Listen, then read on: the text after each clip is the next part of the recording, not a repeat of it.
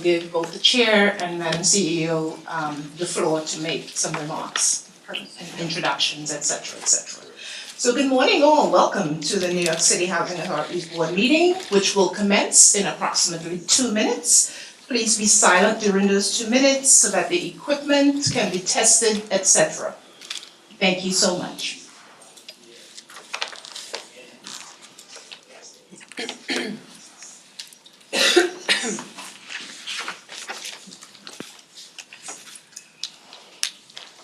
Okay, not quite 2 minutes, but here we go. Good morning, Chair, board members, CEO, staff, members of the public. I will just remind everyone to please silence their cell phones and other electronic devices so that we can proceed efficiently during the meeting.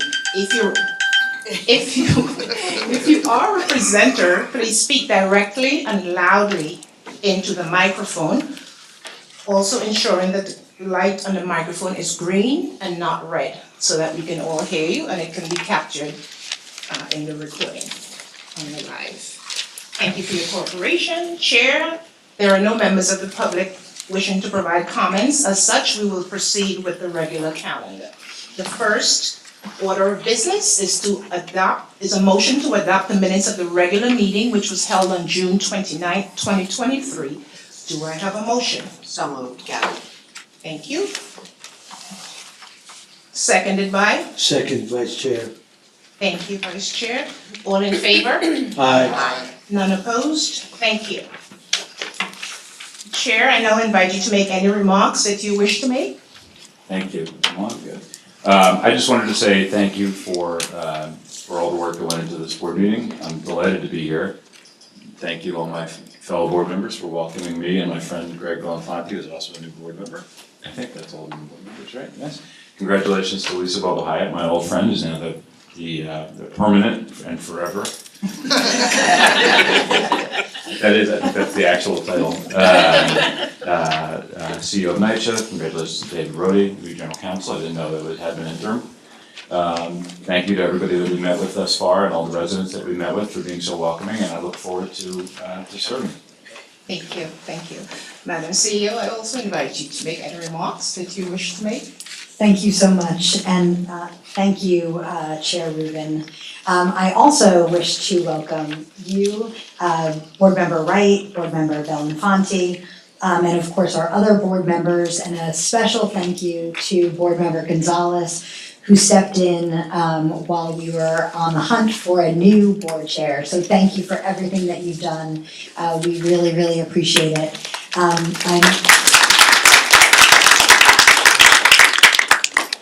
I'm very excited to be here today with our full board.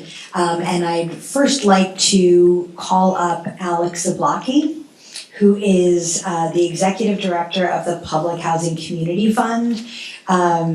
Alex has been, actually I think he just had his year anniversary as the Executive Director, and he's just going to give a brief update of what he's been doing and how incredibly supportive the fund has been to NYCHA. Lisa, thank you so much. Thank you everyone for having me. Congratulations. Chair Rubin, congratulations. Thank you to the entire board, all the new appointees, and to Vice Chair Gonzalez for all the work you did before this new appointment. I also want to thank the residents of public housing for working with us over the last year since I joined in June, along with leadership here at NYCHA, to really see the fund be as successful as it can be, and there is much more to come, which I'm really excited about. Can we advance to the first slide? So I just want to give a quick overview of who we are. You might know us as the Fund for Public Housing Incorporated. We were founded in 2016 by NYCHA to support NYCHA in its mission of providing affordable, decent housing to over 500,000 New Yorkers across the 5 boroughs, and raise the funds necessary to launch high-impact programs within public housing communities. We are a true public-private partnership. NYCHA has seats on our board in an ex officio manner. The mayor has an appointment, Sadea Sherman, the Commissioner of Equity, sits on our board. NYCHA residents sit on our board along with folks from the private sector. Under Paula Gavin's leadership as volunteer executive director, we want to recognize and thank Paula for her leadership. The fund saw new life over the past few years, And under Paula's leadership, the fund board adopted a strategic framework in 2020, which we're now following over the next 5 years through 2025. Starting last year, we worked with NYCHA residents, our board, and NYCHA itself to work on our new brand and vision for the fund, coming up with this new name, Public Housing Community Fund, which was launched earlier this year, and I tell you, it is well received and we are excited about it, and so are the residents of public housing and our funders. And I'm proud to report, over the last year since I joined, we raised over $7 million. I hope to, yes, and thanks to our small but mighty team, so I recognize the team at the fund and all of our partners, and I hope that over the next few months, we'll have even more great success stories to tell in terms of fundraising. You could advance to the next slide. So why are we important? Why does it matter? Well, we're supporting NYCHA in its mission, as I mentioned earlier, and creating opportunities for over 500,000 residents, 1 out of every 16 New Yorkers, to find opportunities around workforce training. We support NYCHA's entrepreneurs. We provide high-impact programming to NYCHA's youth, providing educational opportunities and also career pathways for youth living in public housing, but we also do work around NYCHA's open spaces, beautifying those spaces with art, landscaping, and we're also looking to make NYCHA more sustainable. I know there's a few people here in the room from NYCHA we work with closely on those projects as NYCHA does decarbonize and bring their buildings into the 21st century and green them and decarbonize them across the city. Advance to the next slide. Thank you.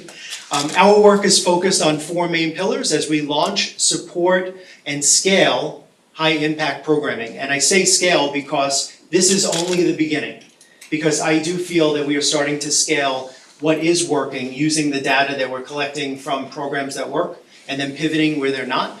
We focus our investments on 4 key areas: leadership development, workforce training, that also includes supporting our NYCHA entrepreneurs or NYCHApreneurs, community health initiatives, and financial empowerment programs. Everything we do, as you'll see on the bottom of this slide, the foundation is through partnership, not only with NYCHA, but the nonprofit community in New York City and also the residents themselves.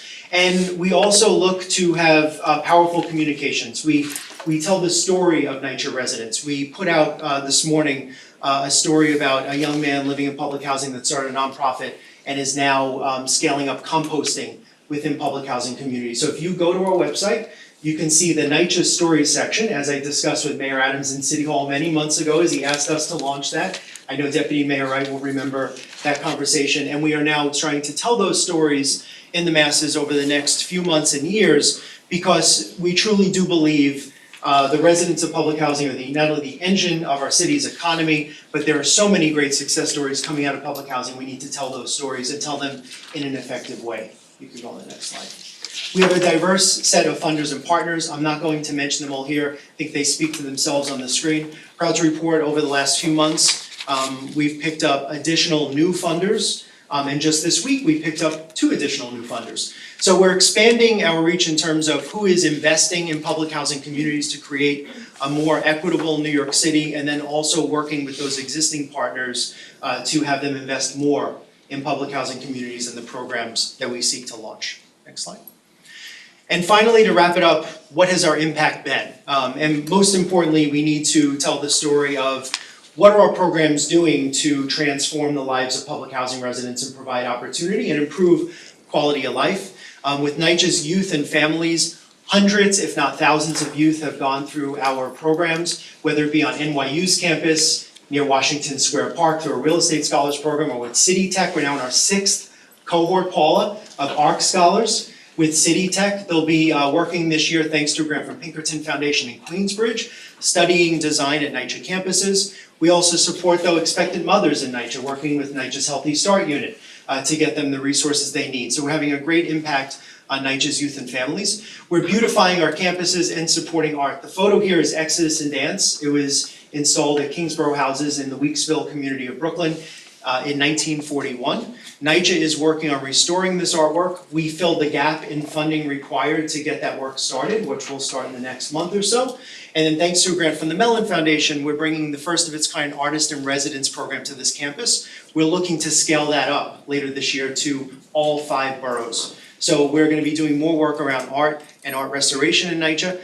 As I mentioned, we're supporting NYCHA's workforce and training for the next types of green jobs as NYCHA decarbonizes through our NYCHA Clean Energy Academy, and supporting our NYCHApreneurs. So this is a photo of Kiafa from Kiafa's Kitchen, a graduate of Food Business Pathways.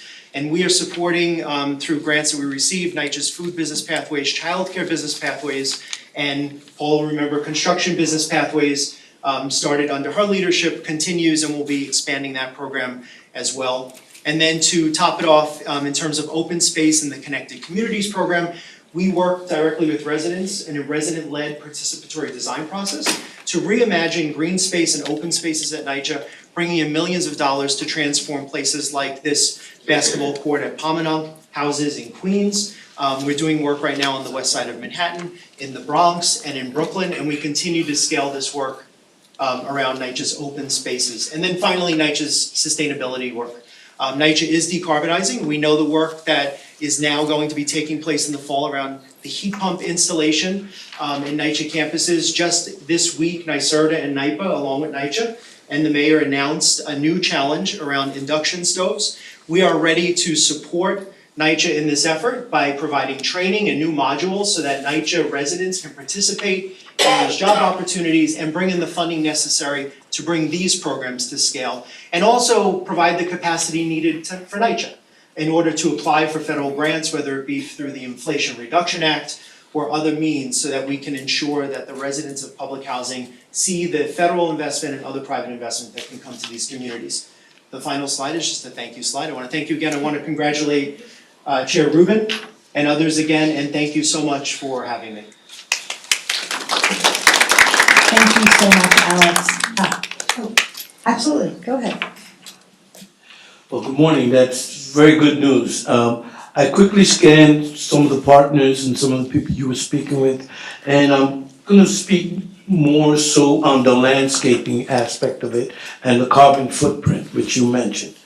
I understand that NYCHA already has teams that are doing or are working with other people in the private sector having to do with inner city green, and there's a lot of organizations dealing with us with acronyms that I can't even remember some of the letters in it, but because it's very long.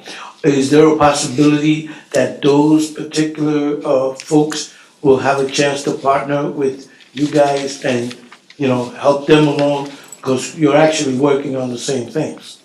Absolutely. So Vice Chair Gonzalez, I'm glad you asked the question. We do have, first off, a program that we started with NYCHA's Sustainability Unit called the Resident Climate Action Grants Program. And we did provide up to $5,000 in grants to Inner City Green Team. It's a nonprofit based out of Wagner Houses that's increasing recycling in NYCHA communities. We were out on Saturday in Red Hook Houses, working with Cynthia Colon to bring LED light bulbs to residents there.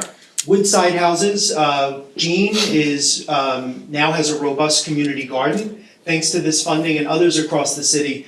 So that's just one program working directly with residents, and these are climate action plans that residents bring to us that we seek to fund, and we'll be doing that work throughout the 5 boroughs. But we do work closely with Green City Force. And Green City Force is a force to be reckoned with. Their model is working with AmeriCorps members in service. Many of them go on to find full-time placement and jobs. If you check our social media today, Domingo Morales, who founded Compost Power and is a David Prize winner, round of applause to Domingo. He was a Green City Force AmeriCorps member, and he went on to do even bigger and better things within NYCHA and now our city. We work closely with Green City Force as well. One final thing though, in terms of workforce, right now, and I know Siobhan Watson is in the room and I'm working with Vlada on this, we did receive a grant from Robin Hood Foundation. And as NYCHA makes all of these investments to make themselves more resilient, whether it be heat pump installation or solar panels or the floodgates that are now on the Lower East Side or in places like Brooklyn, the workforce needs to be there in order to maintain these systems and implement these systems versus just depending on the private sector. So we're going through a 6-month study that will begin in the next few weeks, thanks to Robin Hood, to see if our caretakers and caretaker supervisors, many of them NYCHA residents themselves, can be trained and potentially do this work and then earn additional salary by performing these duties within NYCHA. So it covers all bases. It's very local residents, it's with the nonprofits, and it's also with our workforce in partnership with NYCHA. All I can say is kudos to you. Thank you and your team. Thank you so much, Alex. What I love about what the Public Housing Community Fund does is support NYCHA in a way that we can't always support our residents. Our funding is such a challenge for us. And the money that you raise and the services that you provide are really incredibly invaluable, especially fostering leadership and workforce development in our youth. So thank you so much, and we look forward to you coming back and providing us an update. I think Chair Rubin has a comment as well. Yeah, everything that Lisa and Vice Chair Gonzalez said, I echo. You raised $7 million in the last year? Yes, Okay. And that was your first year on the job? first year, Okay. yes. And you have a new chair now, Joanne Wilson. We do have a new chair, Joanne Wilson, yeah. Great, terrific. So Joanne is somebody I know, and she's got tremendous capacity to be helpful here. So I guess what I would say is, next time we see you, and I think you and I'll probably meet in between, it would be great to know what your goal is for next year and the year after. And I would have thought that if you can do $7 million in this year, you should be doubling and tripling that every year. And I'm quite serious about that. I mean, you've got resources that you've never had before. You have the first deputy mayor on the board who I'm sure is willing to help, and some new board members and Joan Wilson, and you're getting your legs under you. And NYCHA itself is turning up so much. This should be an opportunity to make NYCHA, to make this fund the spearhead of a lot of the important things, the initiatives that NYCHA's got. And so anything we can do to help, for sure, but I'm quite serious. You should be raising, annually in excess of $20 million, just as a starting point. Yeah, and just to echo that, it was a great presentation, and I so certainly appreciate your leadership. You've done an incredible job in a year, and thank you, Paula, for your vision, for kind of giving birth to it. So I appreciate you as well. And just to amplify what Jamie said, next time, tell us what you need from us. Give us an assignment, and we will deliver. So we want it to be a resource to the fund. Thank you. Thanks so much. Thanks, Alex. Next, I'd love to call up Brad Greenberg, who is NYCHA's Chief Compliance Officer, Arvind Sahoni, our EVP for Strategy and Innovation, Sean Navani, our Chief Asset and Capital Management Officer, affectionately known as our CACMO, Jonathan Guvaya, our EVP for Real Estate Development, and Andrew Kaplan, our Chief of Staff to me, to go over transformation pillar and recapitalization program updates. Arvind. Perfect. Thank you, Lisa. Good morning. My name is Arvind Sahoni, Executive Vice President, Strategy and Innovation at the Housing Authority. First, thanks to the board for having us this morning. Also, welcome to the new board members. I think we're all very excited to work with you all and to help move this agency forward. So 4.5 years ago, this agency signed an agreement with HUD and the city under the watch of the U.S. Attorney's Office. It outlined a series of misdeeds, performance issues, a lot of sort of real admissions from the agency on what had to change going forward. Sort of 4.5 years in, I think it's a good time to take stock of where we are against some of those things. We're going to talk about the organizational plan, the HUD pillar agreement, compliance areas, and some of the recapitalization areas as well. We do face sort of two connected challenges right now, sort of two very systemic challenges of the agency. One on the management side, and the HUD agreement is very focused on the management side of things, right? Things that have gone wrong in the last couple decades. We also face a growing and very stubborn capital challenge, right? Close to $80 billion in capital needs without very obvious ways of raising that money at the moment. And given the age of the agency, 90 years old at this point, we've got buildings that are obviously in quite a bit of disrepair. And so both of those things have to be fixed in some sort of balance to move the agency forward. So I'm going to start,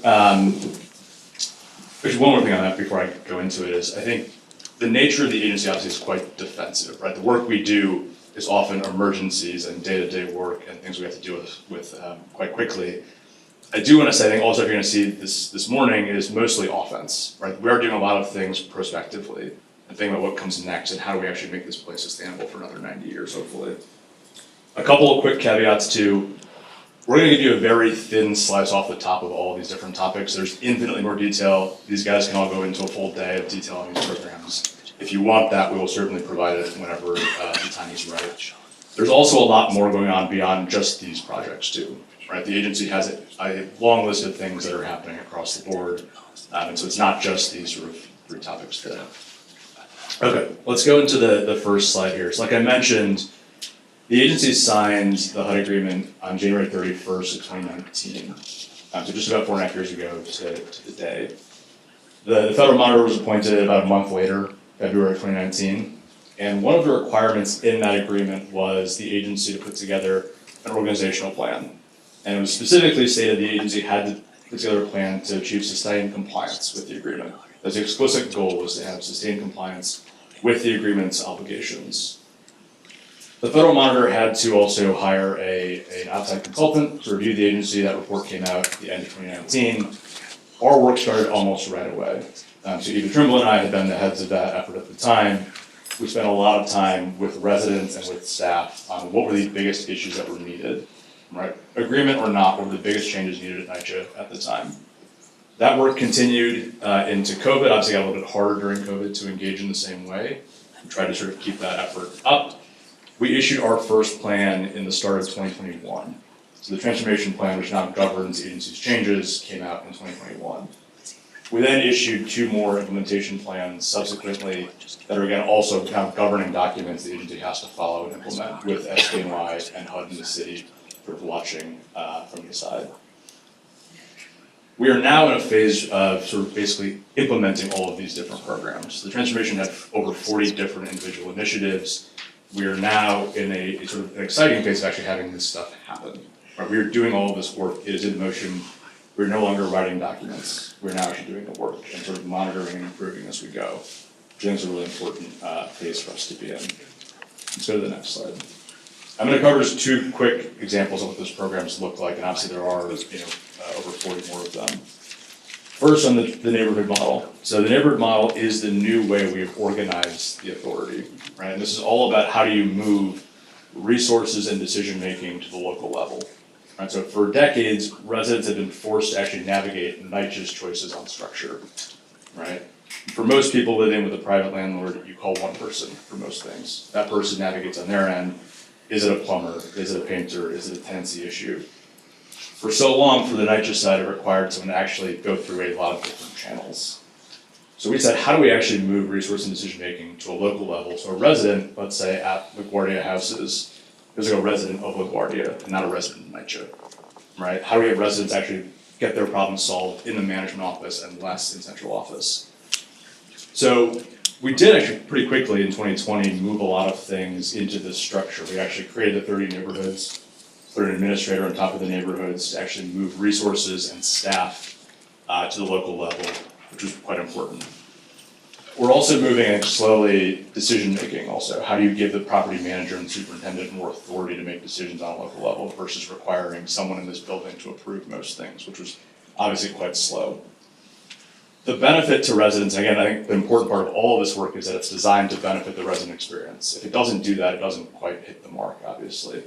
And so the goal is to actually solve those issues on site and solve them faster and at a higher quality. Right? That's the ultimate goal of all of this work. It also involves more resident sort of decision making too, having resident leaders at the table with the property manager, making choices on the budget and what happens and priorities for that development is really important part of this work too. Let's go to the next slide. One example of how that manifests is in work order reform. So when we were doing our engagement sessions back in 2019, the single most frequent complaint we got from residents was on in-unit repairs, right? The speed and quality of in-unit repairs was the single most common thing that we had heard. And so we set out for a couple of years to think through how do you sort of reprocess all of that? How do you think through a different way of managing repairs? So a couple things that we've done is moving the planning actually to the neighborhood. So instead of sort of borough-wide or city-wide planning, having the planning done locally and having the trades also largely moved to the local level.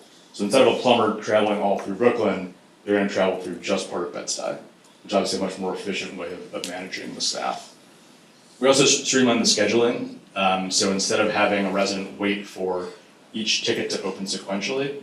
Because in the housing authority, if you have, let's say, a cabinet falling off the wall, that may require a plumber, plasterer, painter, carpenter, or maintenance worker at different times in the right order. And so prior to this, we're forcing residents to wait for one after the other and say, okay, one ticket opens, it closes, new ticket opens, closes. That can take quite a bit of time if you do that in sequence. We are now opening those tickets all at once. It is not necessarily faster yet, given our capacity constraints on the budget side.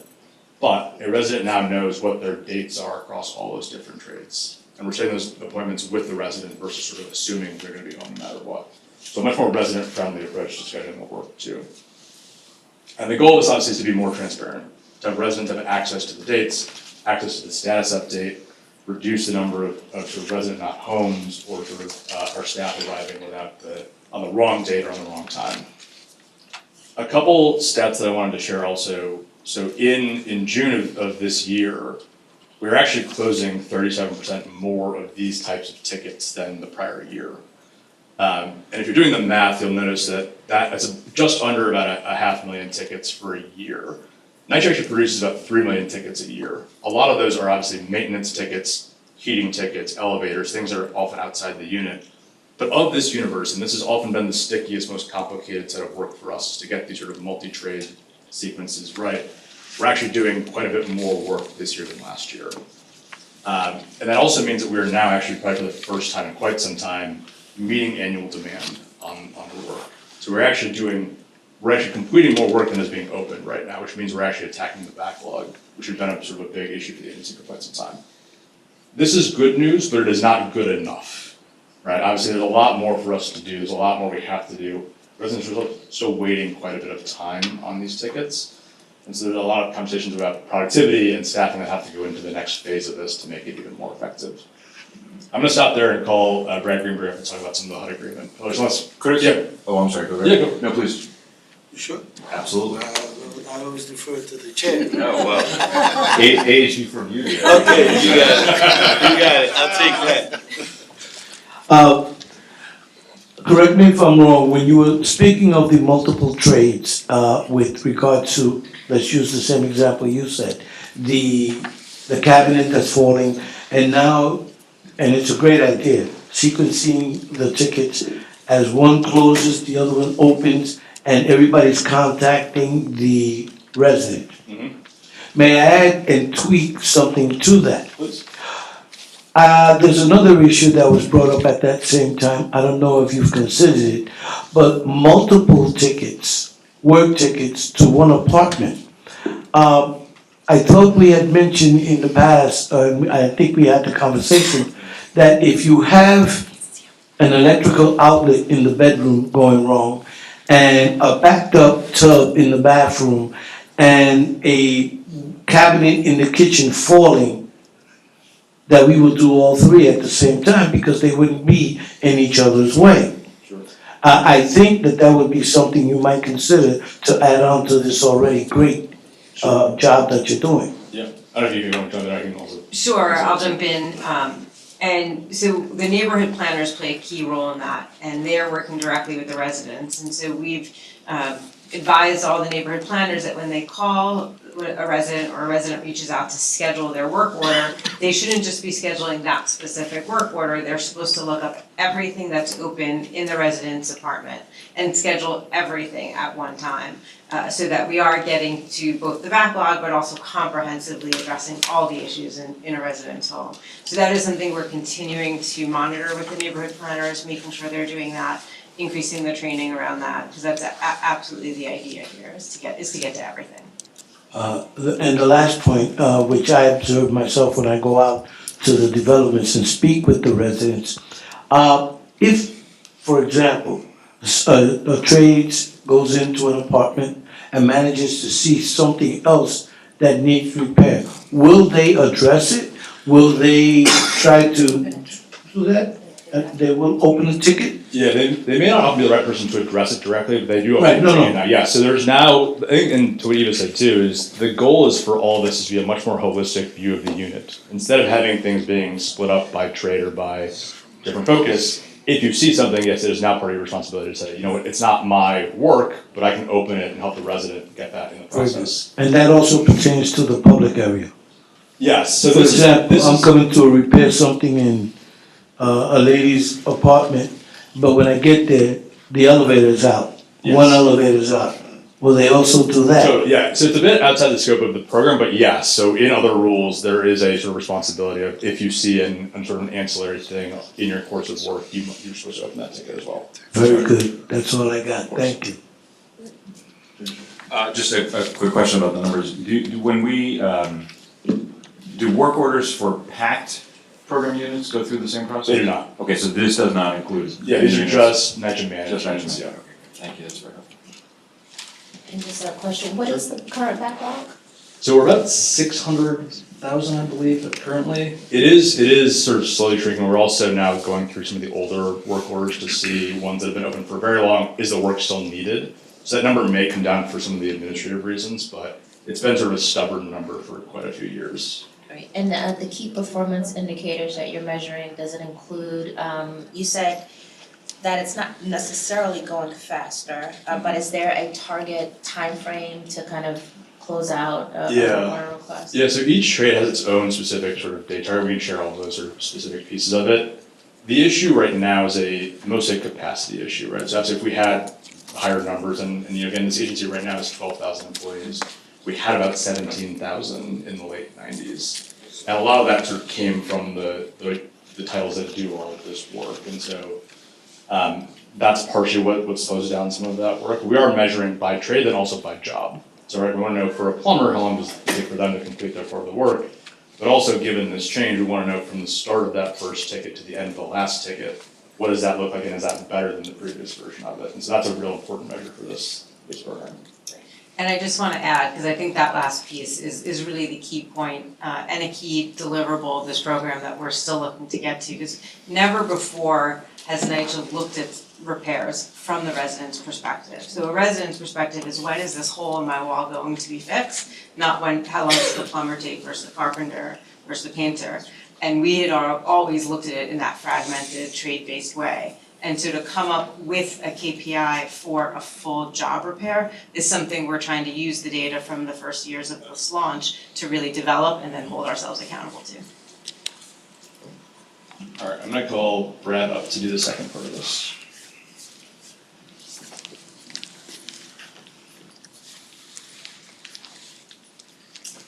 Hi, board. So this is gonna be a quick slide with a lot of content. So like Arvin said, we obviously signed our agreement with HUD in 2019, January 2019. And the agreement touches every aspect of the organization. But it also has key pillar areas that we're supposed to deliver improvements on. So this slide really covers 5 of those pillar areas. There's 6. The one that's missing is inspections, which we always talk about. We have some new inspection standards that HUD's rolled out in the last month, so we're adapting to that. For these 5, we wanted to kind of talk about the progress we've made in the last 4.5 years, some of the risks we see in terms of where we're going next.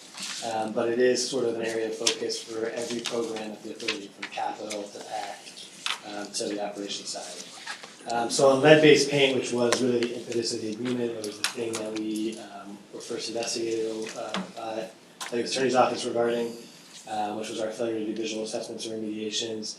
There's many commitments in the agreement around lead-based paint. We do a certification that we'll be delivering at the end of this month, and we'll deliver in January as well around each provision in the agreement. But just some high-level facts for you about where we are in lead-based paint. Is a very different place at NYCHA now on lead paint than it was 4.5 years ago. We have by far the largest residential abatement program probably ever. We do lead abatement at via removal, so full removal of the lead paint, not encapsulation or enclosure every time we do lead abatement. And we're doing it across every program. So the PAC program is a big provider of lead-free units, as is the operations lead hazard control team. In order to do that work, we have to test every unit at the new standard that was implemented by New York City in December 2021. So to date, we've tested almost 45,000 kids units, which are units that kids visit or live in. At the new standard, we receive results on a component-by-component basis, upload them into our system, and then we remove the paint as long as the family agrees. over time. So we've tested 45,000 CU6 units at this point. In the last year and a half or so since the standard changed, we've also abated more than 5,000 units, which is a tremendous achievement, and the pace kind of keeps increasing. So now every month on the operations side, we abate about 440 units or so. And the PACT program is also taking care of the two most contaminated sites in the portfolio and fully abating and removing all lead-based paint, stair hole by stair hole. So it's a huge achievement, and it's a lot of time and resources and investment. The other thing that we do is our regular interim control program around lead-based paint. So that includes visual assessments of any unit that's positive or presumed positive. Depends on the demographics, but we have a very complicated data structure to figure out where we need to go to visually assess paint conditions. And then if we see deteriorated paint, we have to remediate it along certain timelines. So we now do that, not only in compliance with the law, but we also go over and above the law. And we go into every kid's unit twice a year to visually assess the paint conditions and make sure that the paint is intact. And we record that all in our systems. So that's where and that's very high level where we are on lead paint. We always talked about lead for a long time in NYCHA, but it's a program we're very proud of and we think is very protective. On mold, which I think is an area that we struggle with the most, partly because of what Arvin was talking about with our operational structure. You know, mold is oftentimes something that arises in our units because of the deteriorated plumbing and other capital areas that we have a significant backlog with. So we do a lot of work around mold. We have seen a lot of improvement in terms of mold conditions year over year in our portfolio, partly because we rolled out a totally new business process in late 2019, and also have made a lot of investments to try to reduce the occurrence of mold in our units. So we have seen year over year reductions in the number of complaints from residents regarding mold in their units. So from 2021 to 2022, if we compare them, we've seen a 34% reduction in complaints. And this year, we're on track for about a 19% reduction from last year. So we have seen the occurrence of mold come down. As the occurrence comes down, we definitely have to get to the repairs faster and make sure that we are into the root cause in the units that still have a mold condition, which is something we do struggle with. And then one of the reasons we think for the main reduction in the occurrence of mold, which our Office of Mold Assessment and Remediation team deserves a lot of credit for, is a very significant investment we made in ventilation, mechanical ventilation systems in our properties. So we replaced more than 8,000 roof fans across the portfolio, and we have cleaned more than 70,000 vents. I think that number is actually higher now. But that means we go in, we take a HEPA vacuum, and we open up the vent covers and we clean out the ducts, which is something that's never really been done at NYCHA before. And that's meant that air quality has gotten a lot better in our properties, and we have probably seen a reduction in mold as a result. We've also tried to add some staff over time to address some of the backlog in the plumbing and painting and carpentry and plaster-related work that's necessary to address mold holistically. For pests and waste, which is another pillar of our agreement, there we also have seen year over year reductions in the number of complaints from residents, which is something that we track under the agreement. So from 2021 to 2022, we saw a 15% reduction in the number of complaints, and then this year we're on track for around a 20% reduction. And part of that's because under the agreement we had to change our entire business process around how we do extermination, which we enforce very strongly now with a very good centralized model of enforcement.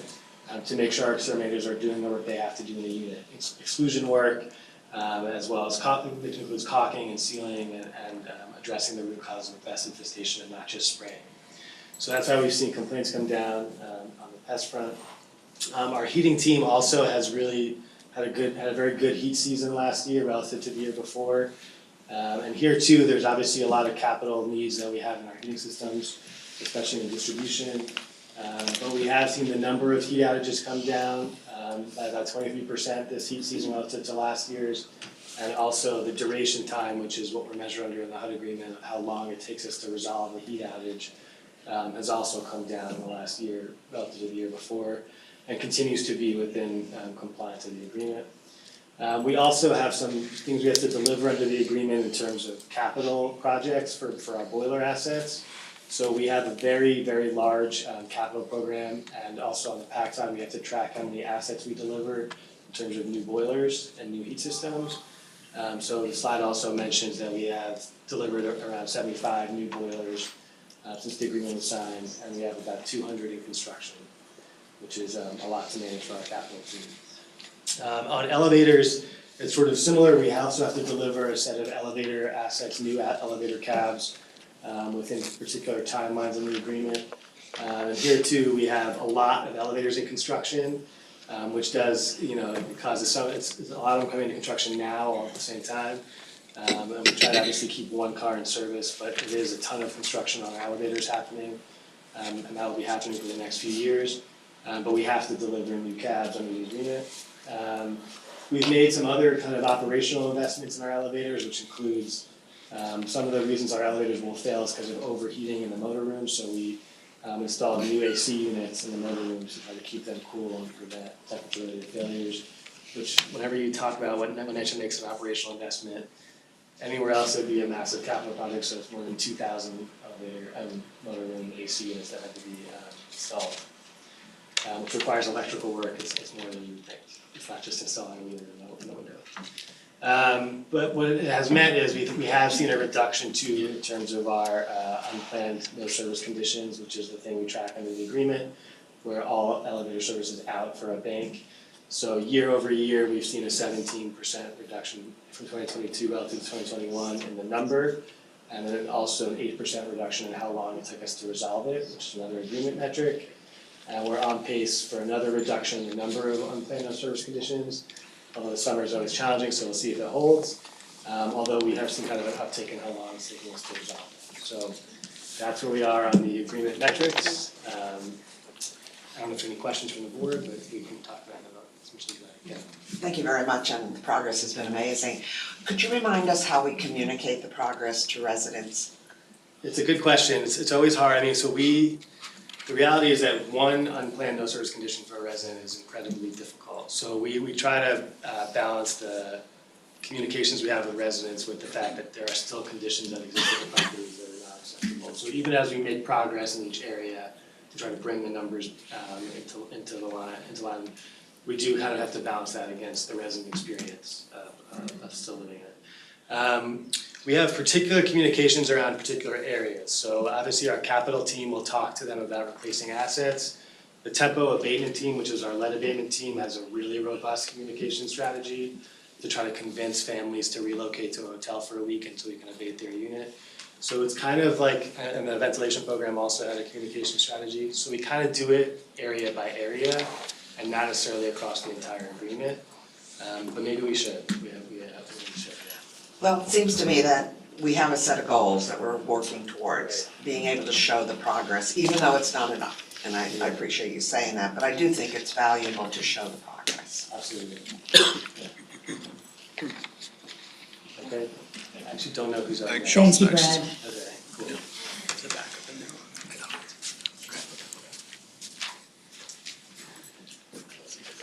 Thank you. Great to see you all, board members. My name is Sean Devani. I'm Chief Asset and Capital Management Officer.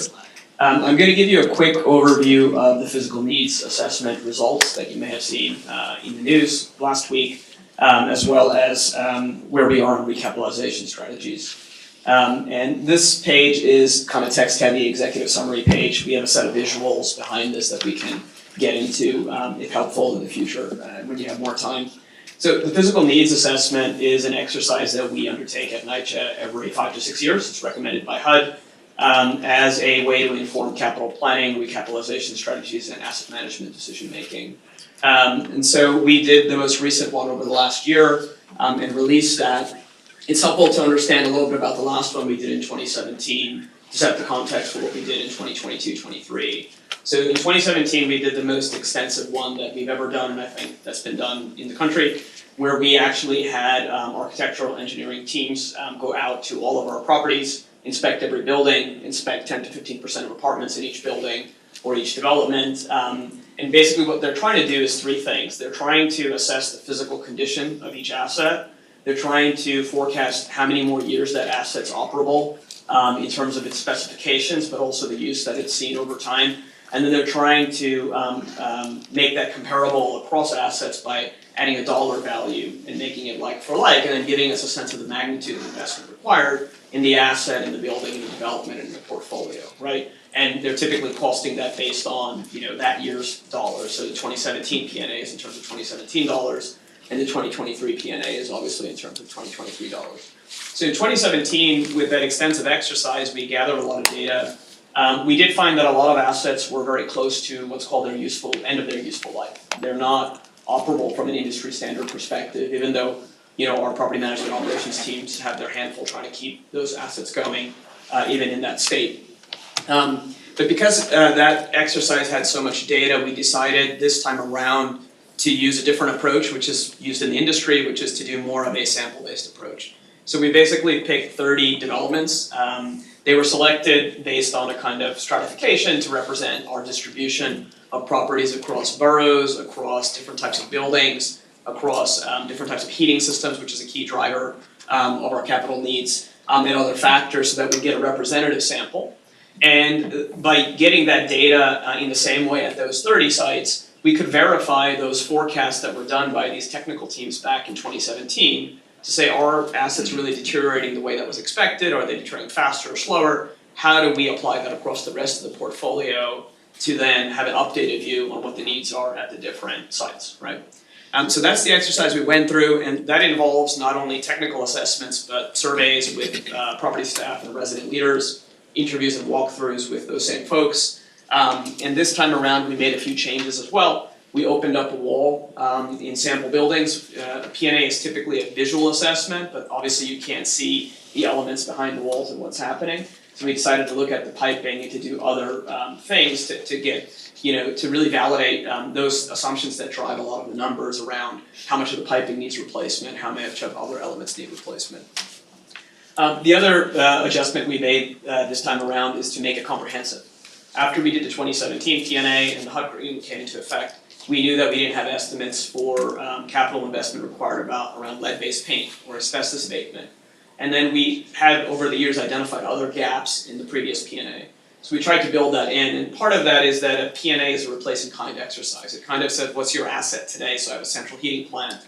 If you're going to replace that, how much would it cost? But in reality, we don't want to replace a lot of the central heating plants. We want to move to new technologies that are cleaner, more efficient. So that type of scenario modeling and all of that is work that we've done over the years. And so we built that into the PNA this time around to have a better view. So the end result and the headline number that you would have seen is that the PNA kind of 20-year capital needs estimate across the properties that we manage directly has gone from 45 billion to 78 billion, 73% increase. That is similar to what we saw in the previous PNAs from 2006 to 2011, 2011 to 2017, and so on. The drivers of that increase are a little bit different this time around. Most of that increase, so about 2/3, is just market price escalation, general inflation, construction industry, inflation indices have been at, they've increased the most in 2021 and 2022, and so that's driven that. The other 1/3 of the increase is these kind of making it comprehensive, these additional scope areas I mentioned, as well as where we did see accelerated deterioration for certain asset types from what was forecasted back in 2017. Obviously, the common question we get is, it's a 20-year view, that's kind of real estate industry standard, but what do you really need today, or how much of that is front-loaded? So unfortunately, where we are today, most of that's front-loaded. So 77% of that, about 60 billion, is in the next 5 years. And 54% are for assets that are already needed to be replaced, so they need immediate replacement or within the next year. So that really does mean that obviously our capital investment requirements are really starting to become a problem, and as Arvind mentioned earlier, increasingly we have to focus a lot more on emergencies and how to triage and manage those in the best way. The last point I would mention is that the $78 billion number does reflect the work we've done in the last 6 years. So we've addressed about $4 billion of capital needs through our capital portfolio, and we've addressed about $6.5 billion of capital needs through PAC conversions that have happened to date. And so kind of that, those will be part of the next thing we look at, which is our recapitalization strategies. Where do most of those needs fall? A lot of that is in the apartments, because we invest so much in building systems, as you heard earlier, elevators, heating, roofs, facades. We don't get to invest nearly as much in the apartments that we'd like to, kitchens, bathrooms, ceilings, floors, and other elements. Heating continues to be the second biggest area of need that we have, including decarbonization to meet local law 97, building exteriors, and plumbing. And so altogether, that's about 74% of the needs.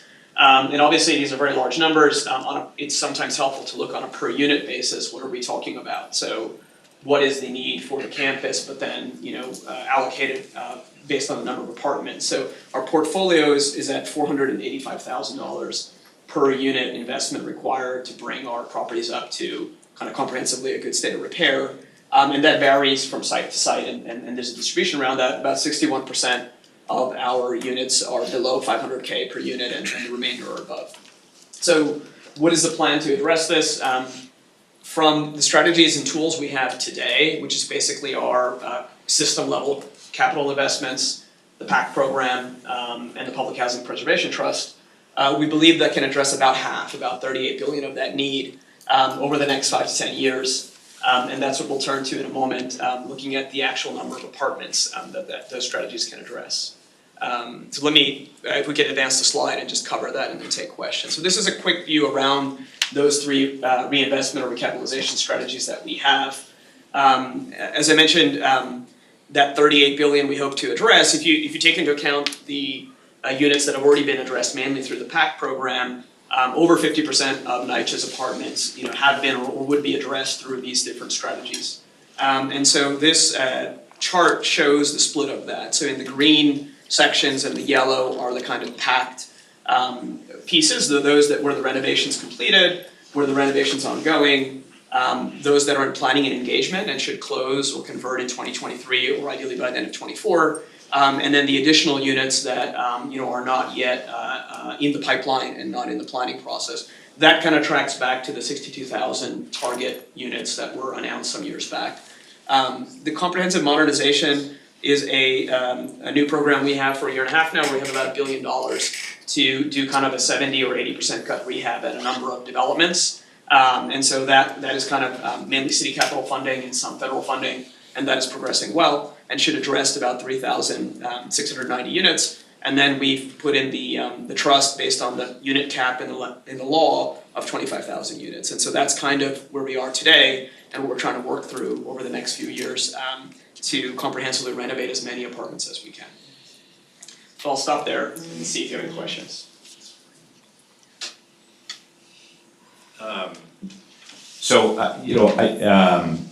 People may have questions. There's a lot to discuss, obviously. Everybody should understand that, I think the board is probably pretty familiar with a lot of this. And new board members have had an opportunity to talk to staff in the days leading up to this, so we're getting familiar with it. And a lot of this, of course, has been public, there's nothing secret about any of this. It's all been disclosed publicly. It's on the website, I imagine, lots of different forums. So there's much to discuss here. I'm not gonna ask any questions at the moment. What I would say is, what we're gonna focus on, I think, as a board and as individuals in the next few months is talking about this slide in particular, which is, with respect to what you just presented, which is how do we make this, how do we lay this over the P&A slide and turn this to meld them together to an action plan that's gonna meet the needs of the P&A, that the P&A identifies with the strategies that you've got on here, and then maybe some additional ones, because as you said, the P&A, a good chunk of the P&A needs are immediate. The fact of the matter is, nobody's gonna ride to the rescue with that money in the next year, federal government or anybody. And so we have to take what we're given and take the good work that you guys did and accelerate. So we're gonna be focusing on that very intensely, and we'll report back. Great, thank you so much, Chair Rubin. So if there's nothing else, I'll pass it over to to Jonathan to talk more about the PAC program. Thanks, Sean. Good morning. Thank you for the time. So I won't spend a lot of time on this slide. Sean actually covered it, but this gives you a little bit of detail as to where we are with PAC. But just to take a bit of a step back, so in December of 2018, NYCHA and the city committed to converting 62,000 units through PACT which stands for Permanent Affordability Commitment Together, which is New York City's branding and implementation of the federal RAT program. So a number of us started in 2019 to really implement this strategy, and we've been making, I think, some pretty good progress. As you can see on the slide here, we have officially converted 18,000 units. Our most recent conversion was Edenwald up in the Bronx, which is the largest single development to go through the PACT program. So very excited about that. You can see the dollar value that we are addressing through these 18,000 conversions. And as Sean noted, we've got another 19,000 that are currently in the active pipeline in pre-development. So there are a number of closings that we anticipate going through in the balance of this calendar year and through 2024. In fact, on the agenda, you're going to hear about a couple of those projects later today. And then we've got another 24,000 that we have to put into the pipeline to achieve that 62,000. But as of today, we are certainly on track to hit the commitment of converting 62,000 within 10 years of December 2018. You've heard a lot, and to your comments, Chair Rubin, about the existing strategy. We want to accelerate PACT, we want to ensure that it stays on track, but we're also looking at a range of other opportunities. And so if we can advance to the next slide, just wanted to give you a little bit of update on an exciting opportunity at Fulton and Elliott Chelsea. As some of you may know, there was a working group that was launched in the fall of 2019 and ran through the spring of 2021. The conclusion from that working group process was that we were going to do a PACT conversion, a typical rehab that we've done with, or are doing with those other 18,000 units, as well as one infill building. But once we got into doing the actual work of breaking open the walls and doing the scoping and the like, the development team that was selected found that the buildings were far worse than we anticipated. And so that, combined with residents starting to say, why can't we get new buildings? We restarted an engagement process this spring, which ran from March to May of 2023. And at the end of that process, the residents concluded that, or a majority of residents concluded that they wanted to see a complete rebuilding of Fulton and Elliott Chelsea. So what you will see is, if completed, and of course we have to go through the I say if because we have to go through the environmental review process, the EULA process and the like, but our anticipation is that we will rebuild all 2,055 apartments.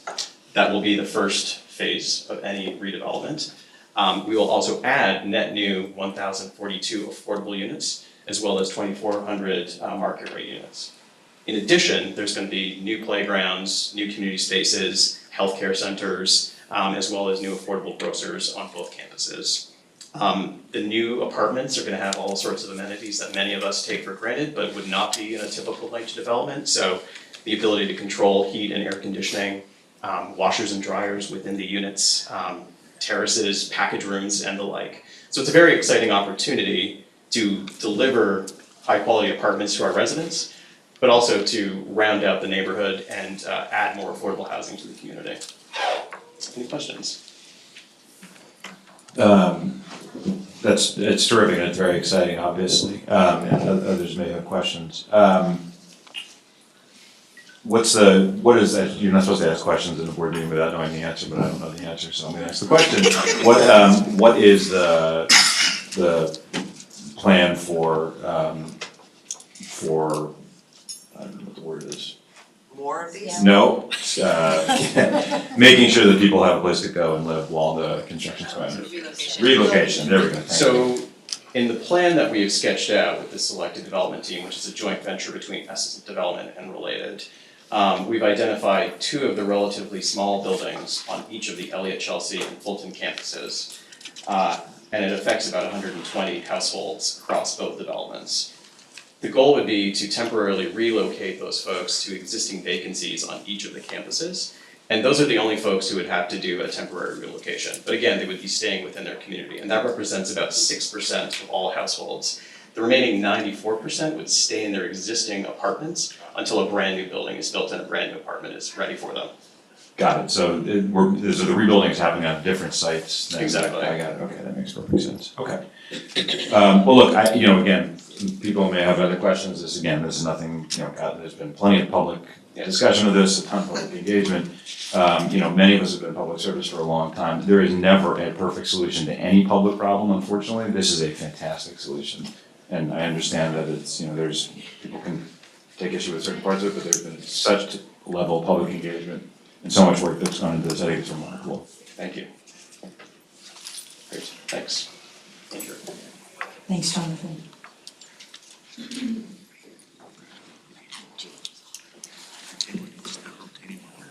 Good morning, everyone. So my name is Andrew Kaplan, I'm Chief of Staff here at NYCHA, and I'll just round this out by covering very briefly an overview of the New York City Public Housing Preservation Trust, as well as a bit about the voting process that was finalized towards the latter half of last year. I'd like to congratulate you on deviating from the formal shirt policy that everybody else has. I think it's great. You gotta mix it up sometimes. Self-confident is great. Awesome. I appreciate it. Pattern the whole thing. Appreciate that, thank you. Many of you may be familiar with the trust already, but just taking a step back. So the trust is a new public agency that was created through an act of state law and signed into law by Governor Hochul last year in summer of 2022. And the purpose behind the trust is to create a partner agency that can work with NYCHA to access a richer and more stable source of funding through the project-based Section 8 program in a way that NYCHA can't currently access by itself, right? And for those of you who are familiar, right, the PACT program that Jonathan just went through is very similar in terms of the types of funding that it is accessing here.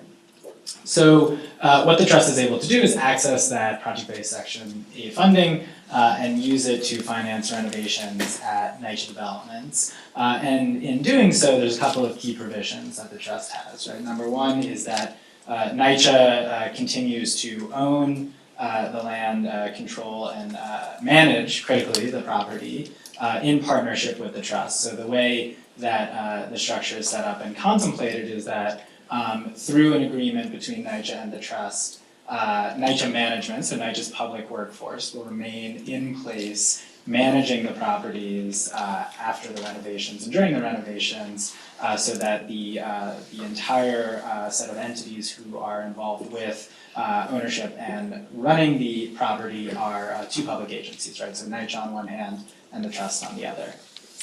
There are a couple of other key provisions, and again, this is just a very high-level overview. We could talk in much more detail about the provisions here, but a couple things to mention. Number one is that the trust has a publicly appointed board. There's a mix of folks who are doing that appointing, right? So the mayor and the NYCHA CEO, and there are 4 seats for resident members on that board. Also has public employees, right, who then are, the trust president is appointed by the board, and then the trust president is responsible for staffing out the rest of the trust, which is contemplated again to be a relatively small agency in terms of the number of employees who are going to be working there.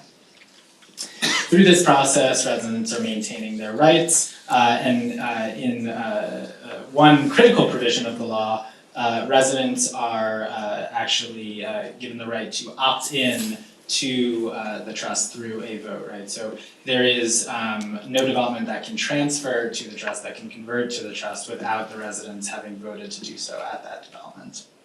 I'll talk a little bit more about what that looks like in a moment. And then lastly, the state legislation that authorized the trust also authorizes a number of different alternative project delivery mechanisms. In other words, the procurement processes by which the trust can bring on construction vendors to do the work in a way that makes it more flexible and hopefully will create a better outcome and experience for the residents through doing these renovations. One milestone that I just want to highlight in terms of the trust itself is that on July 7th, so just very recently, the trust held its inaugural board meeting, which is very exciting, and it's good to see it up and running. So we're very excited to have that happen, and the trust will continue to host board meetings in the very near future as it begins its work and builds out upon the progress that's already been made. So we could just go to the next slide, please. So what you have in front of you here is the culmination of a a lot of work that happened over the course of last year, right? So once the law was signed, one of the key pieces of the legislation was to require NYCHA to publish draft rules for the voting procedure and then finalize those voting procedures after a public comment period by 2 deadlines. The draft rules had to be done by October, and then the final rules had to be done in December. And there were specific criteria around what the public comment period had to look like, including a series of public meetings. After the work of a small working group that included resident leaders, advocates, NYCHA staff, who worked together to craft the draft voting procedures that went out for public comment by the deadline. There was a pretty robust engagement around these voting procedures, including I believe it was 8 public meetings in different boroughs around the city to receive comments in person. Folks could submit by mail, could submit online. And then following that, NYCHA published the final voting procedures, which is at this link here on our website by the December deadline. And what this graphic shows is, again, not comprehensive, but to give you a flavor of what the voting procedure will look like according to the final rules, starting with all the way on the left, the beginning of the pre-vote period, right, which requires NYCHA to develop a voter outreach plan working with resident leaders at the development in question. One of the reasons behind this is because often resident leaders know what sort of strategies work best for their development in terms of engagement, you know, whether it's different types of meetings, different types of places, or different types of materials that work for residents at their particular site. Followed by a notice of vote, an official notice of vote going out to the residents, notifying them of the start of the engagement period. The engagement period has to last 100 days. There's a number of different activities that are required during that engagement period, including at least 4 meetings, which at least one of them has to be in person, at least one of them has to be virtual, and during which you know, electronic communications, printed materials, et cetera, are shared with residents, Q&A sessions, and so on. Once the engagement period is complete, the official voting period begins, which lasts a total of 30 days. During that 30-day period, residents are able to vote online or by mail. So the entire 30 days, online or by mail. And then in the final 10 days, there's also an in-person option, right? So there's a mix of different ways in which residents are able to vote. Once the voting is complete, which is, according to the voting procedures, has to be conducted by a third-party election administrator, right? So not NYCHA actually administering and counting the ballots. So once that voting period is over, the election administrator is certifying the election, taking into account any challenges, and posting the final result. If we could go to the final slide, which I believe is the last, yeah. So just, and happy to take any questions on the trust specifically, but just on a final note, overall, and this, you know, goes for each of the areas that we just covered, and which my colleagues just went through. You know, we here on staff at NYCHA, we're committed to providing you all with the updates that you need on all of these areas and any other areas that we need to make sure that when constant communication, reporting out, and getting you the information that you all need. So we look forward to continuing that at future board meetings across the board. And with that, I'll just wrap up, and any questions on this, and of course, if there's anything else, I can call my colleagues back up as well. Yes, Vice Chair, please. Just in the interest of saving time, I have further questions with regards to the voting process and the incident that, or the problem that they were having trying to accept the vote and a bunch of other stuff, but not today. We'll do that fly through Madam Secretary's office. Sure, yeah, and Vice Chair, you know, one thing I'll just mention is that this voting process for the trust has not started anywhere yet, so we hope to roll out the first sites for the voting process that has to go by these rules in the coming weeks and months. There have been similar efforts to engage residents using surveys, using other methods of engagement, but this specific voting process is not rolled out anywhere yet. So then after that, let me just add this. You have enough people on the trust to continue doing business, but you still lack a certain amount of members to be assigned, is that correct? Could you rephrase that? How many, question? let's put it Vacancies, this I way. see. How many board members are gonna make up the trust?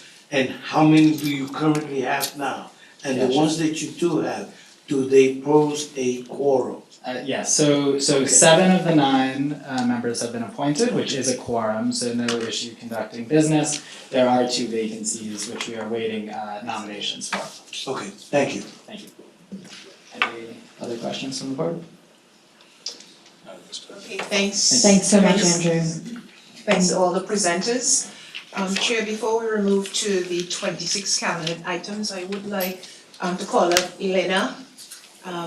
She will provide her full name and title, and Elena will move into the record the quarterly temporary suspension report on mold and ventilation related contracts, change orders, and contract capacity increases. This report was previously provided to the board. Hello, everybody. My name is Elena Tenchikova. I'm the Senior Director for Office of Mold Assessment and Remediation in Healthy Homes. And yes, I do. Do you so move into the record? What? What is the word? Do you so move? I do so move Okay. into the record. Yes. Thank you, everybody. Let the record reflect that the aforementioned report is hereby incorporated into and made a part of the record. Thank you so much. Thanks for waiting. We do have another report to enter into the record, but we will do so when those items from that department are presented.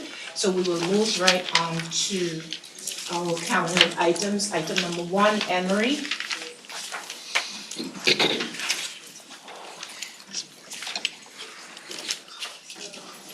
Good morning, members of the board. My name is Anne Marie Flatley, and I am the Senior Vice President for Performance Management and Analytics. This resolution seeks authorization to submit an amendment to the authority's fiscal year 2023 annual PHA plan. The amendment to the fiscal year 23 annual PHA plan includes the following: the fiscal year 2023 capital fund annual statement, performance and evaluation report, and the 5-year capital plan. It also includes updates to the definition of the preferences for apartment transfers to address situations in which tenants must be relocated for repair or renovation work, including when expeditious relocation is needed due to health, safety, or environmental concerns, or in connection with major modernization projects. It also includes an updated statement that the authority is implementing public housing income limits as required under Section 103 of the Housing Opportunity through Modernization Act of 2016.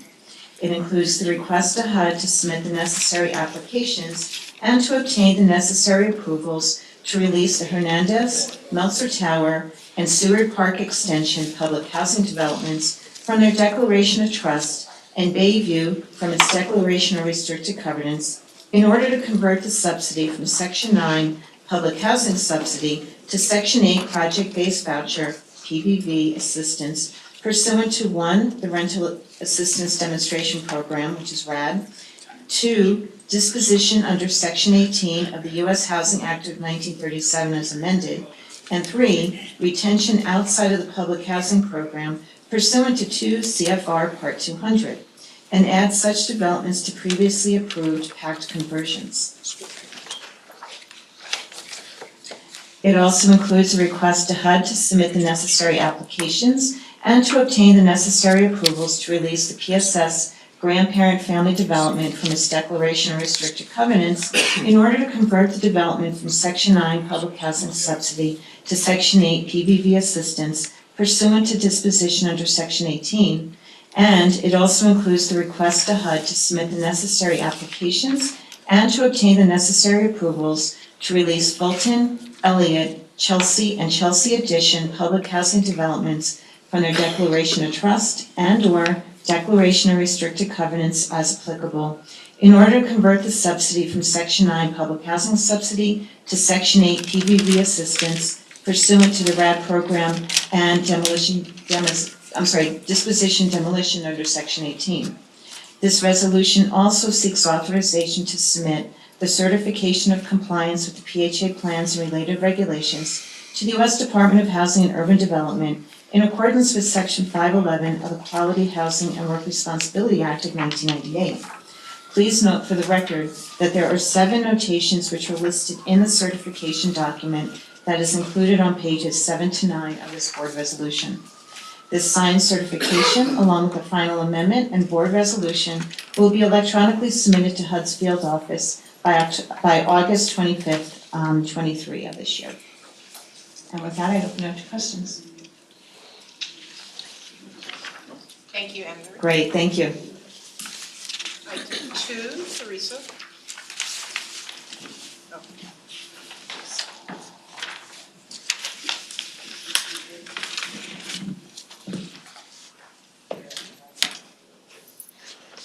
Good morning, members of the board.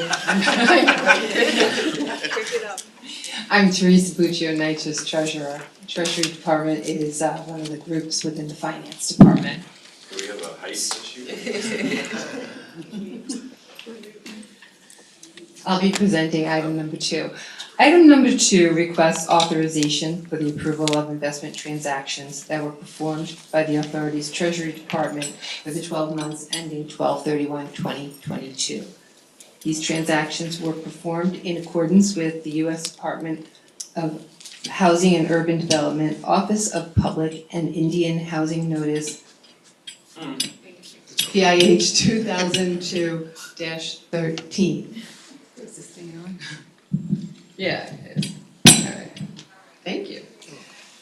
The authority's investment resolution report outlines the authority's cash and investment position and provides a brief overview of the changes in cash, changes in investments, and provides current and historical rates of return on the authority's investments as a measure of investment performance. As of December 31st, 2022, the investment portfolio balance totaled $1 billion. In addition, the authority held additional balances totaling $203 million, of which $131 million were in escrow for Hurricane Sandy recovery work, and $61.5 million was in escrow for construction costs related to energy performance contracts. In the 12 months of 2022, the portfolio earned $10.5 million in investment income, representing an annualized rate of return of 0.91%, which exceeded a comparable benchmark 3-month Treasury bill of 0.84, but it trailed the 12-month T-bill rate of 1.55%. The authority's strategy in 2022 was largely the same as in the past, preserving our balances, diversifying among safe instruments, laddering maturities of the securities we invest in, and maintaining diversification among financial institutions and governmental agency bond issuers. Our strategy follows HUD's investment guidelines, emphasizing four pillars of our strategy, which are safety, liquidity, maturity, and lastly, yield. Thus, we recommend that the members of the board approve the authority's 2022 investment transactions. Does anyone have questions? Thank you. No questions. Thank you, Teresa. Items 3 and 4, Arlene.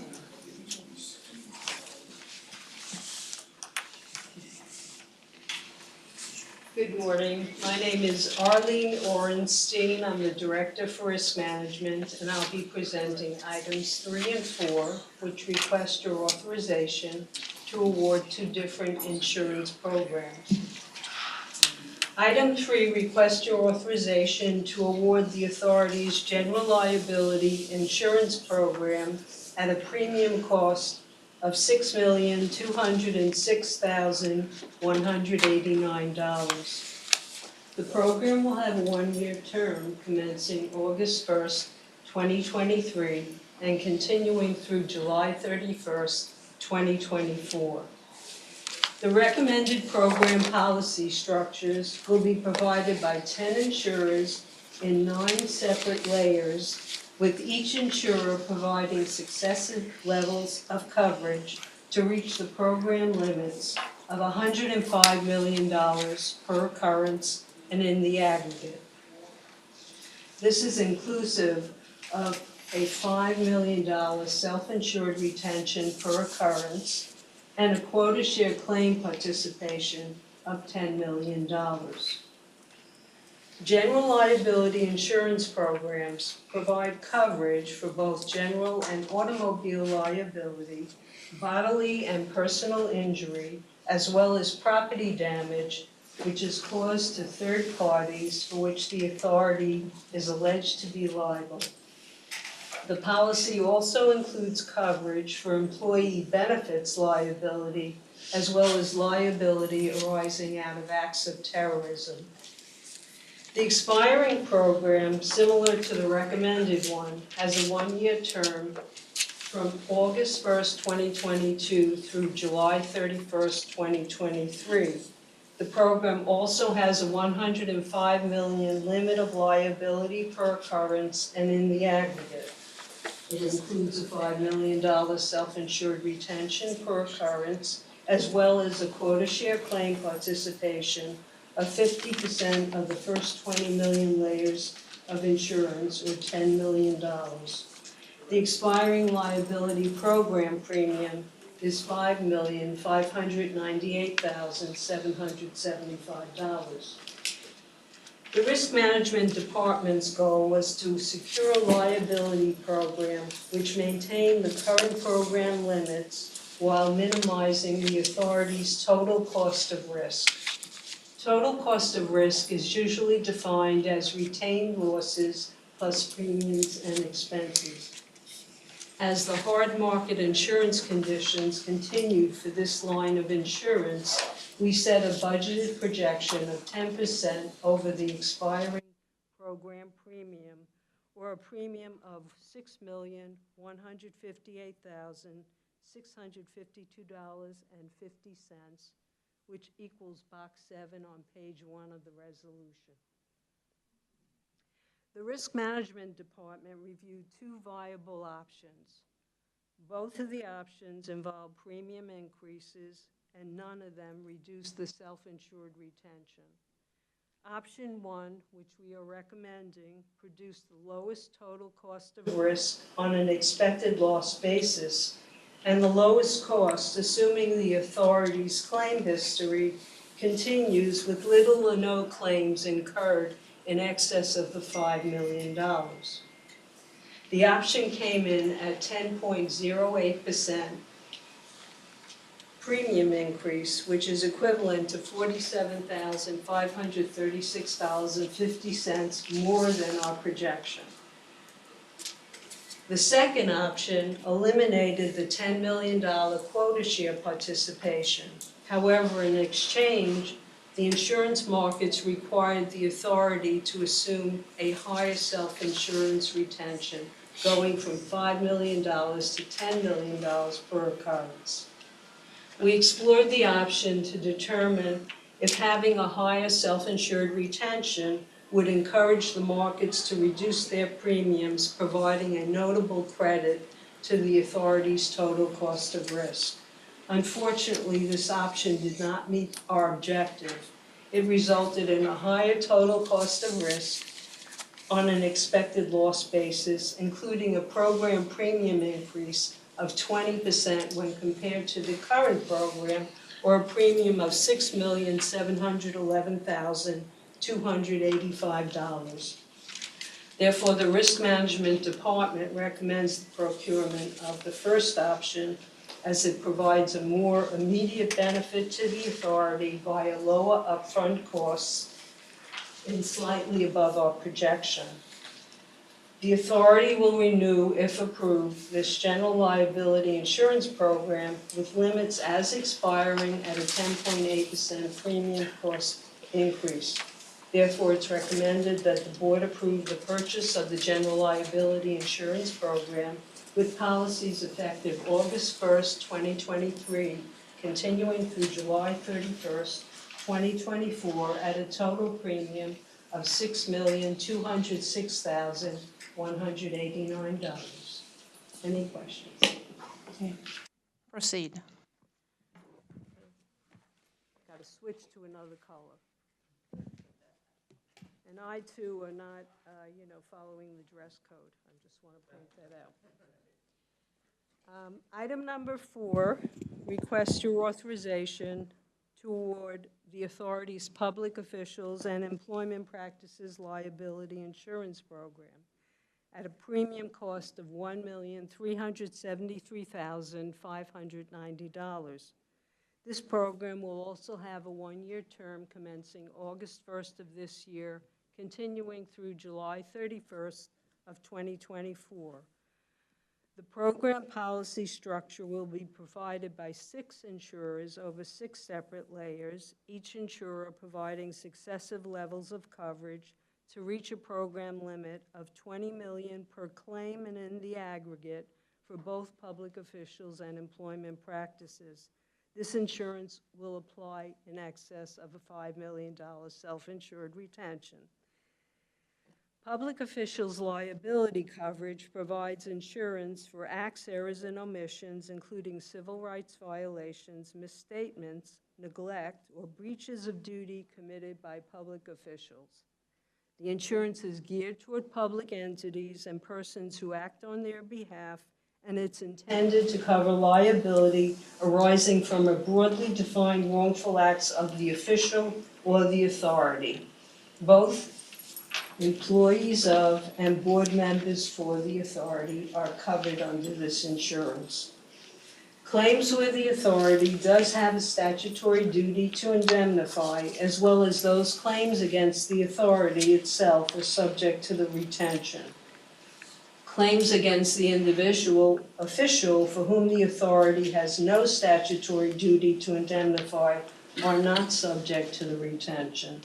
However, these claims may be subject to retentions and coinsurance due to the requirements of New York State Regulation 110, New York Business Corporation Law, whose cost may be borne by the public individual official in question on rare circumstances.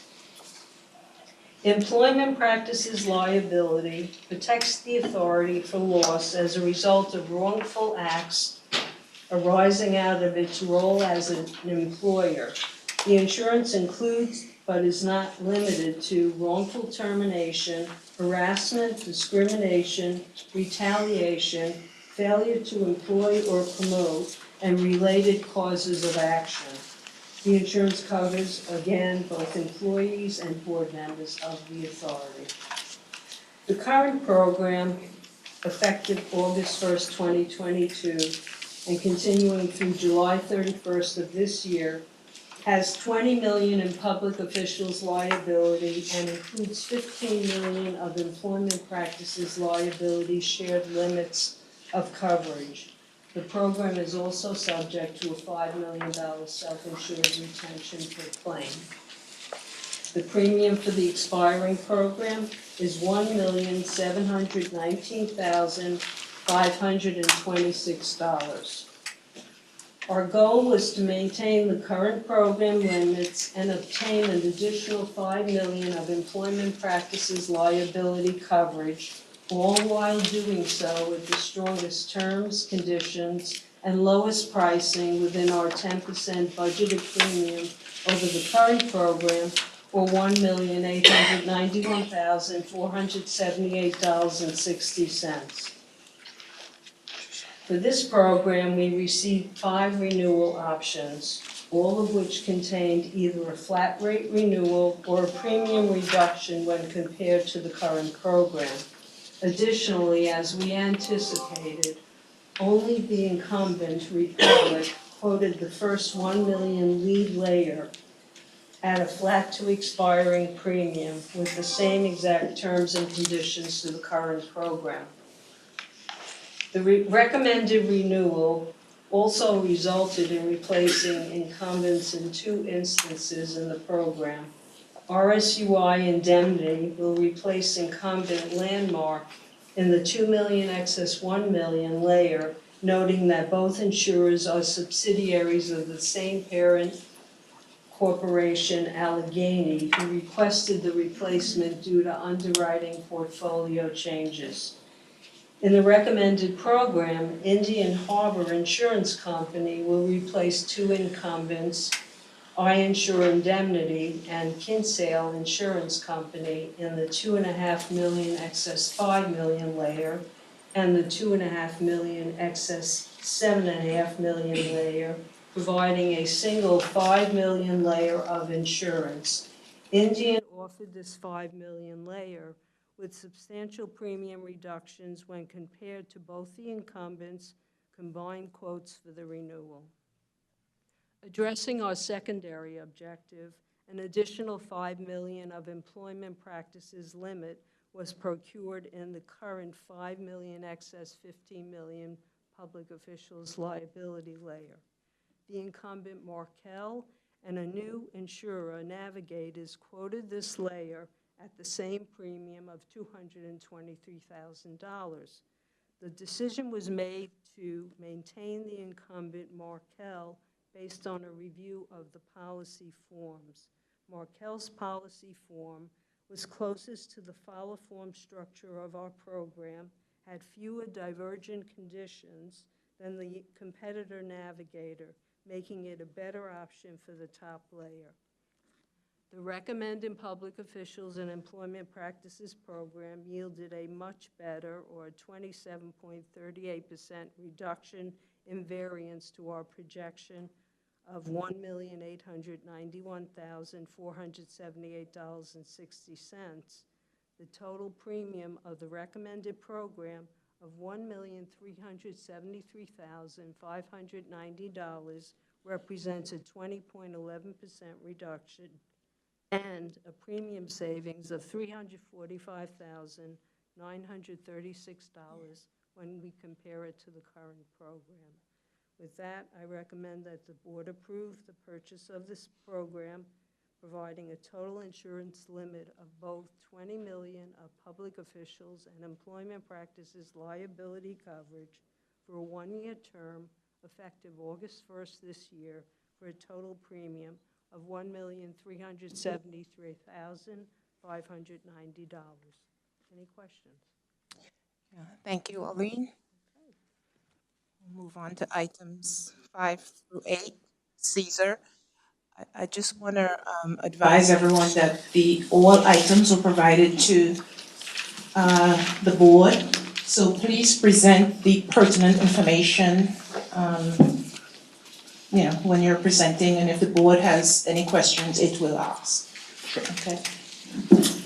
Good morning, Chair, Vice Chair, board members, Chief Executive Officer, COO. My name is Cesar Gonzalez, and I'm the Vice President of Public Housing Operations for Queens and Staten Islands. I have the pleasure of representing the Public Housing Operations Division today, and we're presenting 4 items for your consideration.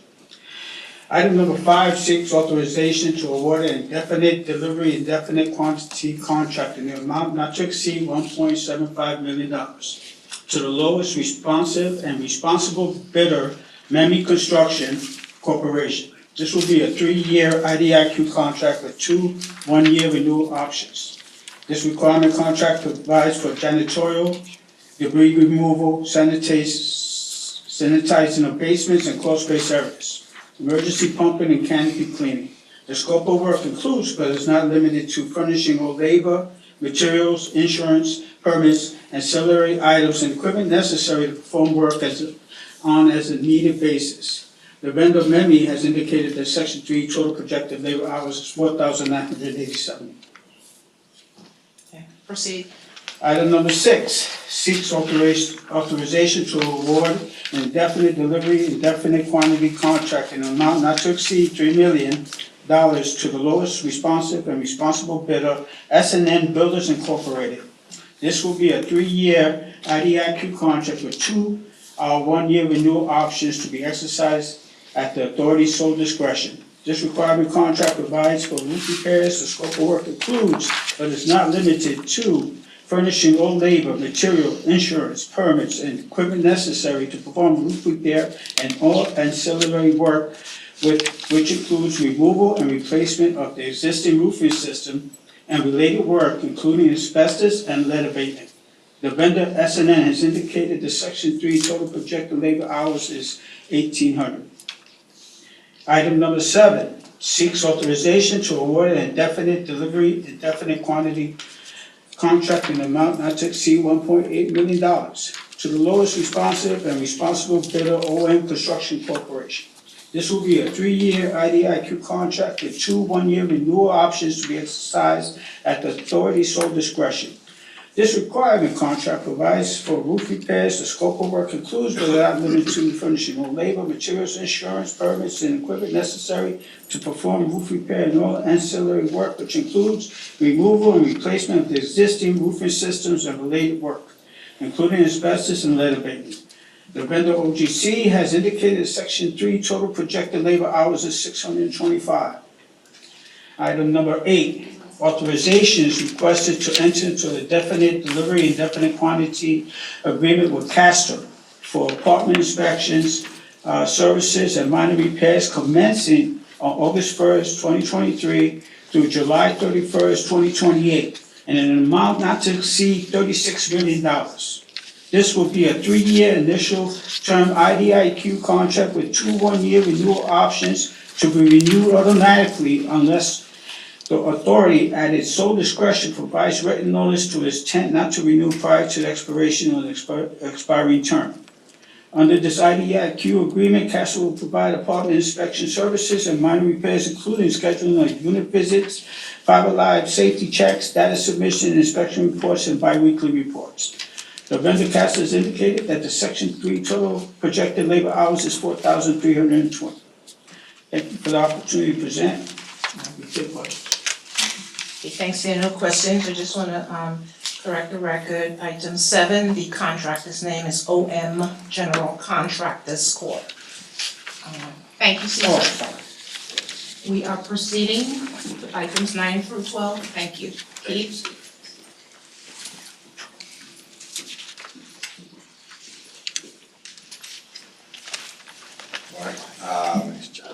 Grossman, Executive Vice President of Operations Support Services. First contract is for, we got, elevator service and consulting, $6,700,073.10. 5920 is labor hours and 1480 is the second 3 hours. This requirement contract provides for AC/DC motor generator, DC hoist motor, and AC motor repairs. The scope of work includes but is not limited to furnishing all labor, material, insurance, permits, and equipment necessary to rebuild AC/DC motor generators, DC hoist motors, and AC hoist motors both electrically and mechanically, as required and specified. A VNC request on April 18th, 2023 is pending. There will be no award until a VNC is issued, and vetting by the Procurement Ethics and Vendor Responsibility Department finds no issue to preclude award. This requirement contract was prepared for bid and awarded by the Supply Management and Procurement Department. 9 through 12. Proceed, please. Thank you. Contracts 9 through 12 are all fuel-related contracts. Previously, Nitro had negotiated on its own. 10 through 12, right? 10 through 12. I just did that. 10 through 12. So 10 through 12 is are all Nitro riding decaf fuel contracts, right? Instead of negotiating on our own, we work with the city and use the negotiating power of the entire city. If okay with you, I'll read the singular statement, because all the contracts are pretty much the same, and then we can go through each one. Now, Please read each one individually. you know, your predecessor used to say the same thing to me. But anyway, so this agreement provides for access and supply or bulk delivery, for rack access and supply or bulk delivery of BioBlend and bioheating fuel oil in accordance with the authority standard specifications and delivery ready for use by authority personnel. The first, item number 10 is for approved rack pickup, which allows Nitro Fuel vehicles to pick up from the rack. The second is for approved to make deliveries, that's item 11, and the third is for Sprague to make deliveries in the outer boroughs. Approved has a Manhattan contract, and I'll finish up the statement for the record. The companies, as previously named, shall furnish and deliver only during the period of this agreement the specified supply of bioblend and heating oil to any authority development citywide. VNC is not required. Heating Management Services Department recommends members approve such board resolution and permit this agreement to be executed in accordance with the authority's bylaws, delegation record, and other applicable authority procedures and documents pursuant to the foregoing terms of this board resolution and such other terms and conditions as the general counsel or general counsel's designee deem. Thank you, Keith. There are no questions. Thank you. Sergio, 13 through 15.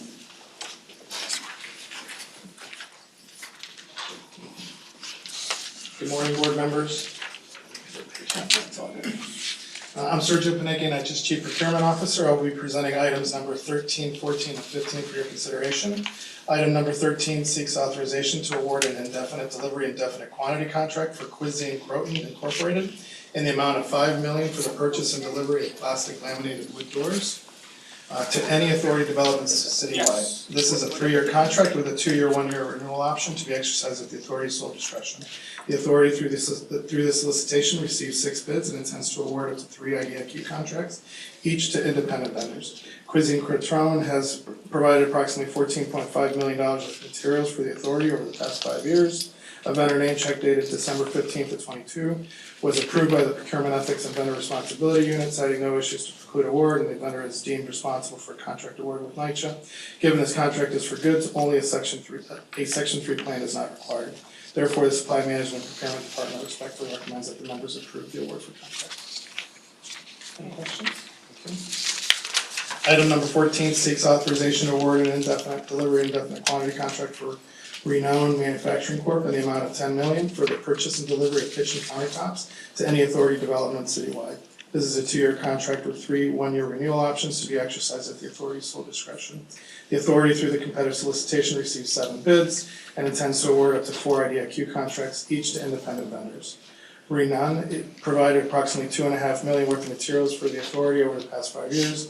A VNC dated January 30th of '23 was approved by the Procurement Ethics and Vendor Responsibility Unit, citing no issues to preclude award. That vendor is deemed responsible for contract award with NYCHA. Given this contract is for goods, Section 3 plan is not required. Therefore, the Supply Management Procurement Department respectfully recommends the board approve this contract. Proceed, so you can drop, you don't need to say the therefore. Thank you. Will do. Okay. And item number 15 seeks authorization to award an agreement with Wesco Distribution Incorporated in the amount of $11,102,853.69 for the purchase and delivery of various electrical maintenance and repair operation supplies to any authority development citywide. Proposed contract provides for initial 1-year term and a 1-year renewal option, leveraging the terms and conditions realized from the Omnia Partners Cooperative Purchasing Network. Wesco has provided approximately $4.5 million worth of materials to the authority. A VNC dated February 21st, '23 was approved by the Procurement Ethics and Vendor Responsibility Unit, citing no issues to preclude award. The vendor is deemed responsible for termination. Given the contract is for goods, the Section 3 plan hiring plan is not required. The Supply Management Procurement Department recommends the members approve this award. Any questions? Thank you, Sergio. Thank you. Items 16 through 19, Oliver. Before Oliver begins his presentation, he will move into the record Asset and Capital Management Division's quarterly temporary suspension report on elevator modernization, heating plant, and waste management contracts, and Asset and Capital Management Division's capital projects expenditure. These reports were previously provided to the board. Do you so move? I so move. And the reports are hereby incorporated into and made a part of the record. Please proceed with items 16 through 19. Good morning, board. Oliver Osterwind, Vice President for Project Management in the Capital and Asset Management Division. I'll be presenting the next 4 items. They're all roof replacement projects. Item 16, seeks authorization to award this contract to the lowest responsive and responsible bidder, ABCD Construction Corp., for roofing replacement and rooftop structure renovation at Harrison Avenue Rehab Group B in the amount of $5,126,071. The scope of work includes but isn't limited to removal and replacement of the existing roofing system and related work, including asbestos and lead abatement. The contract term duration is for 1 year, and of the 16,787 total estimated labor hours, 4,197 are section 3, which represents 25% of the overall. Item 17 seeks Also, I hate to interrupt, they're all Yes, for sir. the same exact scope, correct? They are all, So then they're all for the same scope, That's same correct. scope, and then the It's all the item same. number and the contract is named, the amount and the section 3 items, numbers. so 17 is for award to Zoria Housing at Hughes Apartments in the amount of $7,704,641. Contract term is for 1 year, 5 months, and 24 days. And the section 3 labor hours are 8,000, which is 25% of the overall. Item 18 is for award to Roma Scaffolding Inc. For replacement at St. Mary's Park, LC1, in the amount of $9,751,000. The contract term duration is 1 year, 5 months, and 24 days. And there are 1,920 section 3 labor hours, which is 25% of the overall. And the item 19 is for award to ProGrade Construction Inc.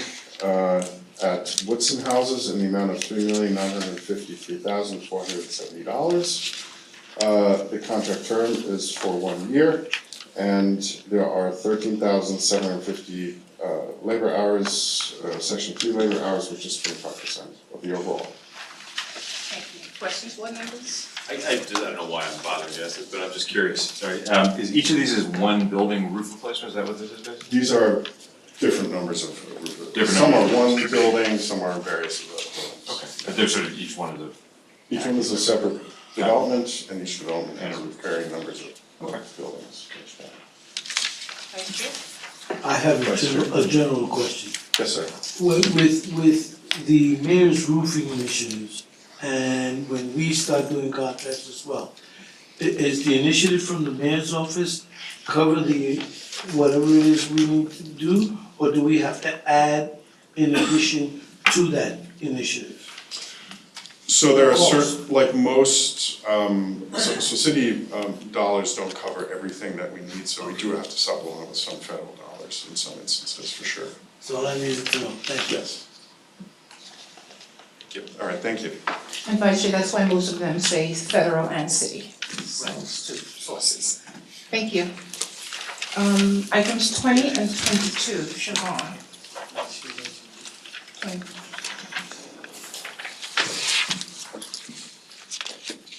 Good morning, board members. I'm Siobhan Watson, Deputy Director of Sustainability Programs within the Asset and Capital Management Division.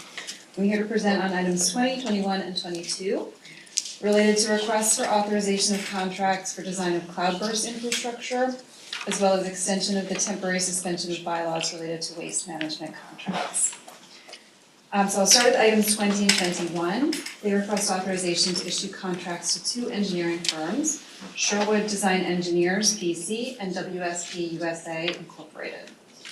These contracts were both developed pursuant to a single RFP, which requested proposals for the design of cloudburst infrastructure at 5 sites, divided into 2 packages. Package A included the design for Butler, Ingersoll, and Woodside houses, and Package B included design for Nostrand and Brook Allen houses. All 5 sites have been identified as having a high risk of flooding from extreme rain. Extreme rain events, known as cloudbursts, are happening with more frequency in New York City. Designing spaces where large volumes of rainwater can be temporarily stored within the landscape allows us to keep our residents and buildings safer. NYCHA and DEP collaborated on the first cloudburst installation at NYCHA at South Jamaica houses. That project will go into construction in the fall pursuant to the board's approval of the construction last month. In the wake of Hurricane Ida, which occurred in September of 2021, a mayoral allocation made funds available for NYCHA to design and build more cloudburst installations. We completed a feasibility study that identified specific locations within these developments where cloudburst infrastructure can effectively mitigate flooding, and these contracts will allow us to complete full design of this infrastructure. While the primary purpose of these contracts is to mitigate flooding, the investments in the landscape will allow us to renovate play areas and seating areas where stormwater management is being installed, delivering an improved experience for residents. We received proposals from 11 teams for this work. Both firms that were selected demonstrated the ability to address stormwater flooding while improving the design of landscapes of these campuses and came with excellent references. For item 20, there is a negative 17.69% variance between the authority's cost estimate and Sherwood's proposal. The ultimate contract will be for $3,928,700, an initial term of 2.5 years, with the option of 1 2.5-year renewal. Sherwood estimates the project will require 20,900 hours of labor, with 5,673 to be worked by Section 3 employees. Section 3 employees will perform primarily community engagement work. That MWBE plan has been approved and a vendor name check is pending. For item 21, which was package A in the RFP, there is a negative 15.9% variance between the cost estimate and the proposal. The contract will be for $3,191,610.62. And for both of these packages, the designers were able to economize by developing design technologies to be applied across the multiple sites within the package. WSP estimates the contract will require 13,724 hours of labor. The company indicates that it will have difficulty fulfilling 25% Section 3 labor hours as they do not need to hire to complete the work. However, they have fulfilled their Section 3 plan through providing other economic opportunities, including subcontracting with 2 Section 3 business concerns and creating an internship program for NYCHA residents related to the program. The MWBE plan has also been approved and a vendor name check was approved on June 9th of 2023. Are there any questions on items 20 and 21? Okay, there are no questions, Siobhan, but before you move on to item 22, Chair, I understand that you must leave before the vote is taken. Member Belafonte needs. And Member Belafonte, you have to leave before the vote is taken. So to both of you, you've been provided with these. No, I'm sorry. I'm sorry. No, don't worry, that's I'm sorry, Member. You've been provided with the items in advance. Do you have any objections to any of the items, or do you vote to approve all 26 items? I approve all 26. Thank you so much. Appreciate it.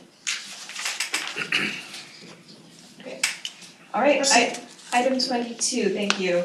Requests an extension of the temporary and limited suspension of the authority's bylaws and procurement policy manual with respect to waste management contracts for an additional 730 days. The suspension was originally approved in October of 2021, suspending for a period of 730 days the prerequisite authority approval of waste management contracts over $1 million, as well as change orders and capacity increases.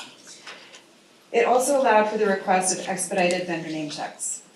The suspension required the submission to the board of a quarterly waste management contracts report, including the number of contracts awarded and change orders and contract capacity increases that would otherwise have required board approval.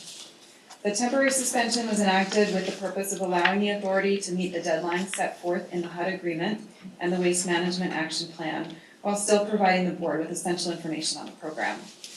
It was determined at the time that the process of submitting a contract for board approval would jeopardize the authority's ability to meet waste project completion deadlines and deliver improved waste infrastructure to NYCHA residents. The projects required as part of the Waste Management Action Plan are still ongoing, and we respectfully request approval of the extension of this temporary suspension in order to continue facilitating the completion of these projects as efficiently as possible. The initial temporary suspension period expires October 26, 2023. The extended temporary suspension period, if approved, will commence on October 27, 2023, and will remain in effect for 730 days thereafter, unless further extended or otherwise modified by subsequent board approval. Any questions?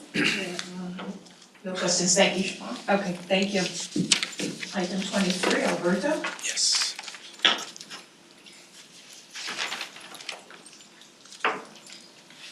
Good morning, honorable board. My name is Alberto Sanz, Director of Program Management for ANCM Capital Programs. I'm here to present item 23.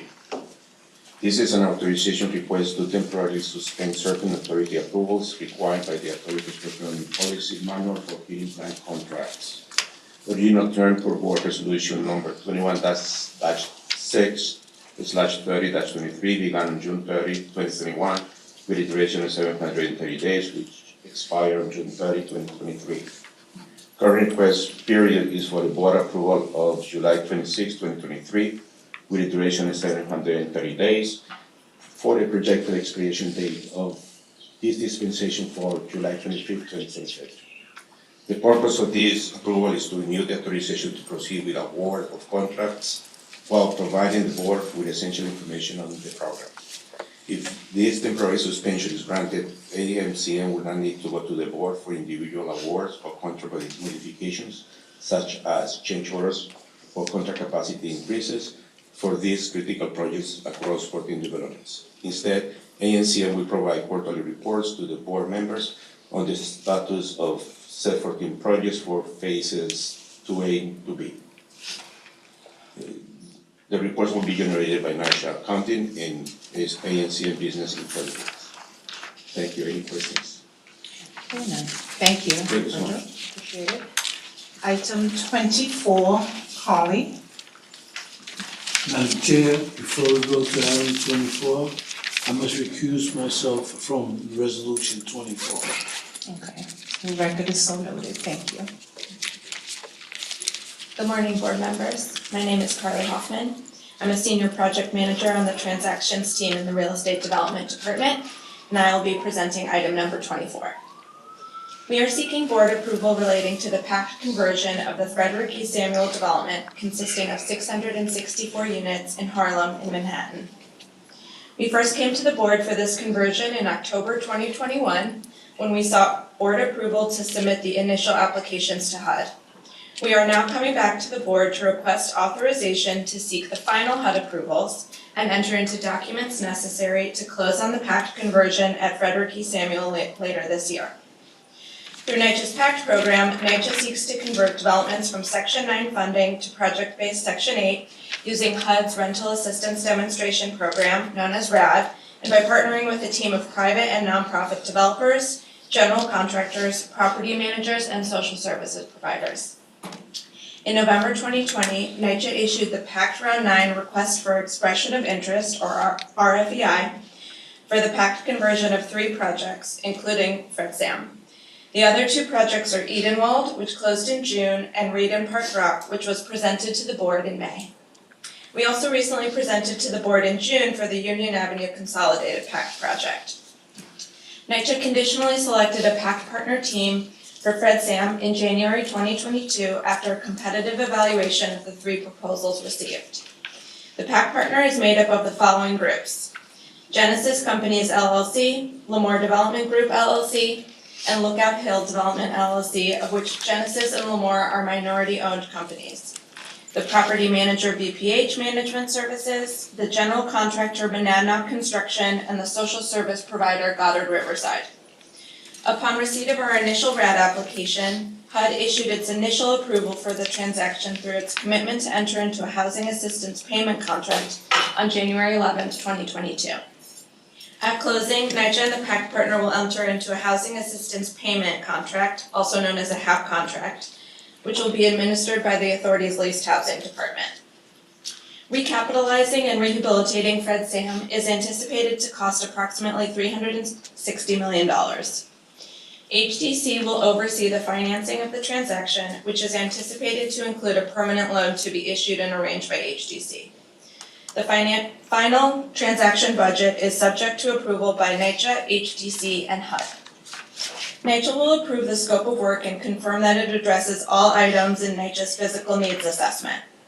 The scope of work generally includes work addressing needs in interior units, hallways, lobbies, mechanical systems, and on building facades, among other items. Fred Sam residents will benefit from HUD's RAD resident protections and affordability restrictions. They will also have the same basic rights as they do under the public housing program.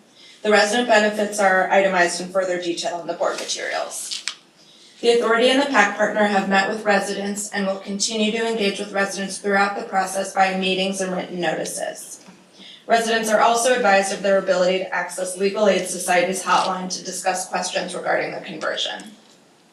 The PAC partner has provided a hiring plan that outlines labor hours and training opportunities, the details of which are provided in the board materials. We are anticipating that the PAC conversion will take place later this year, and we will work with our partners to ensure the transition is as smooth as possible. Thank you, and please let me know if you have any questions. I have no questions. I do have a question, sorry. What is the Legal Aid Society hotline? Is that something they do under contract with us, or that they just operate a independent hotline? In partnership with NYCHA and our PAC partners, they operate a hotline for residents of all developments going through PACT, to help residents answer questions about the leases that they need to sign, their resident rights, and so on. Okay, thanks. Could you share with us how the residents are feeling about the project? Yeah, they're very excited. They're eager to get started on the construction when we convert. At Fred Sam, the TA president, who is Miss Blackwell, is very supportive of the team and of the process, and she's been a great help in getting residents engaged in coming out to the meetings. The family day was on the 22nd, and the PAC partner had tables at family day, and I think it helps keep residents excited about the process. Thank you. And what's the time frame for completion? We're hoping to convert this project this winter, and then construction is estimated to take 3 years. Thank you. Okay, thank you, Colleen. Melissa. Good afternoon, board members. I'm last, so I will keep this succinct. My name is Marissa Schaefer. I'm the Vice President for Transactions in the Real Estate Development Department. I'm presenting items 25 and 26 today. Item 25 relates to the initial HUD applications for upcoming PAC conversions. We are seeking board approval to submit the initial RAD and Section 18 applications to HUD for 2 upcoming PAC projects. Northwest Bronx Scattered Sites and West Brighton. Northwest Bronx is a collection of scattered sites in the Bronx. It's comprised of 15 buildings, just under 1,600 apartments. West Brighton is our first PAC project in Staten Island. It is comprised of 16 buildings and 634 apartments. As we do with each PAC project, we will come to the board first. We come to the board first for authorization to submit these initial applications. And then we will return to the board for authorization to complete the transaction, just as Carly has done with item 24 for Fred Sam. That second board resolution will include additional detail on the project sites and the transaction, including a summary of the partner team, the financing, resident engagement, and Section 3 hiring. Please let me know of any questions. If not, I will move on to 26. In item 26, we are seeking authorization to assign to the Housing Development Corporation, HDC, 2 of NYCHA's loans. The first is part of the PACT Edenwald transaction, which closed on June 27th. And the second is part of the upcoming Reedham Park Rock transaction, which we brought to the board for approval last month. Both of these transactions are structured so that NYCHA provided lessors financing to the PACT partner. So NYCHA issued or plans to issue a note and mortgage to document that lessor's financing. We are seeking authorization to assign these notes and mortgages to HDC. HDC would hold the loans and pledge the repayment of the loans for the benefit of NYCHA's impact bond resolution, which is the bond resolution established by HDC to issue bonds for NYCHA's PACT program. By doing this, NYCHA and HDC will strengthen the security held for the benefit of NYCHA's impact bond resolution, and payment towards these notes will be held as security for the bond resolution for the benefit of the PACT program. There are no other changes to the pad conversion or management for either Eden Walls or Rita Park Rock. Please note that we will likely seek authorization to do this for future transactions, in which case the request will be included in the request for board approval that is brought prior to closing, as we've just done with Frederick Samuel. Please let me know of any questions. There are no questions. Thank you, Marissa. Chair, 26 items were provided for board approval.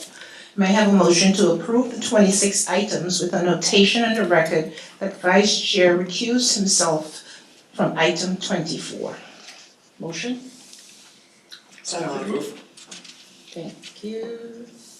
Second. Chair, seconded by Vice Chair. All in favor? Aye. None opposed? Thank you so much. Chair, being that all matters before the board today have been addressed, may I have a motion to adjourn this meeting? Anyone? I will move to adjourn. Okay, thank you, Chair. Seconded by Second. Vice Chair. All in favor? Aye. Thank you. None opposed. The recorded end time 12:09 p.m. Thank you all. The next NYCHA board meeting is scheduled for Thursday, September 28, 2023 at 10 o'clock in person in this room. See you then. Enjoy the rest of your summer. Okay.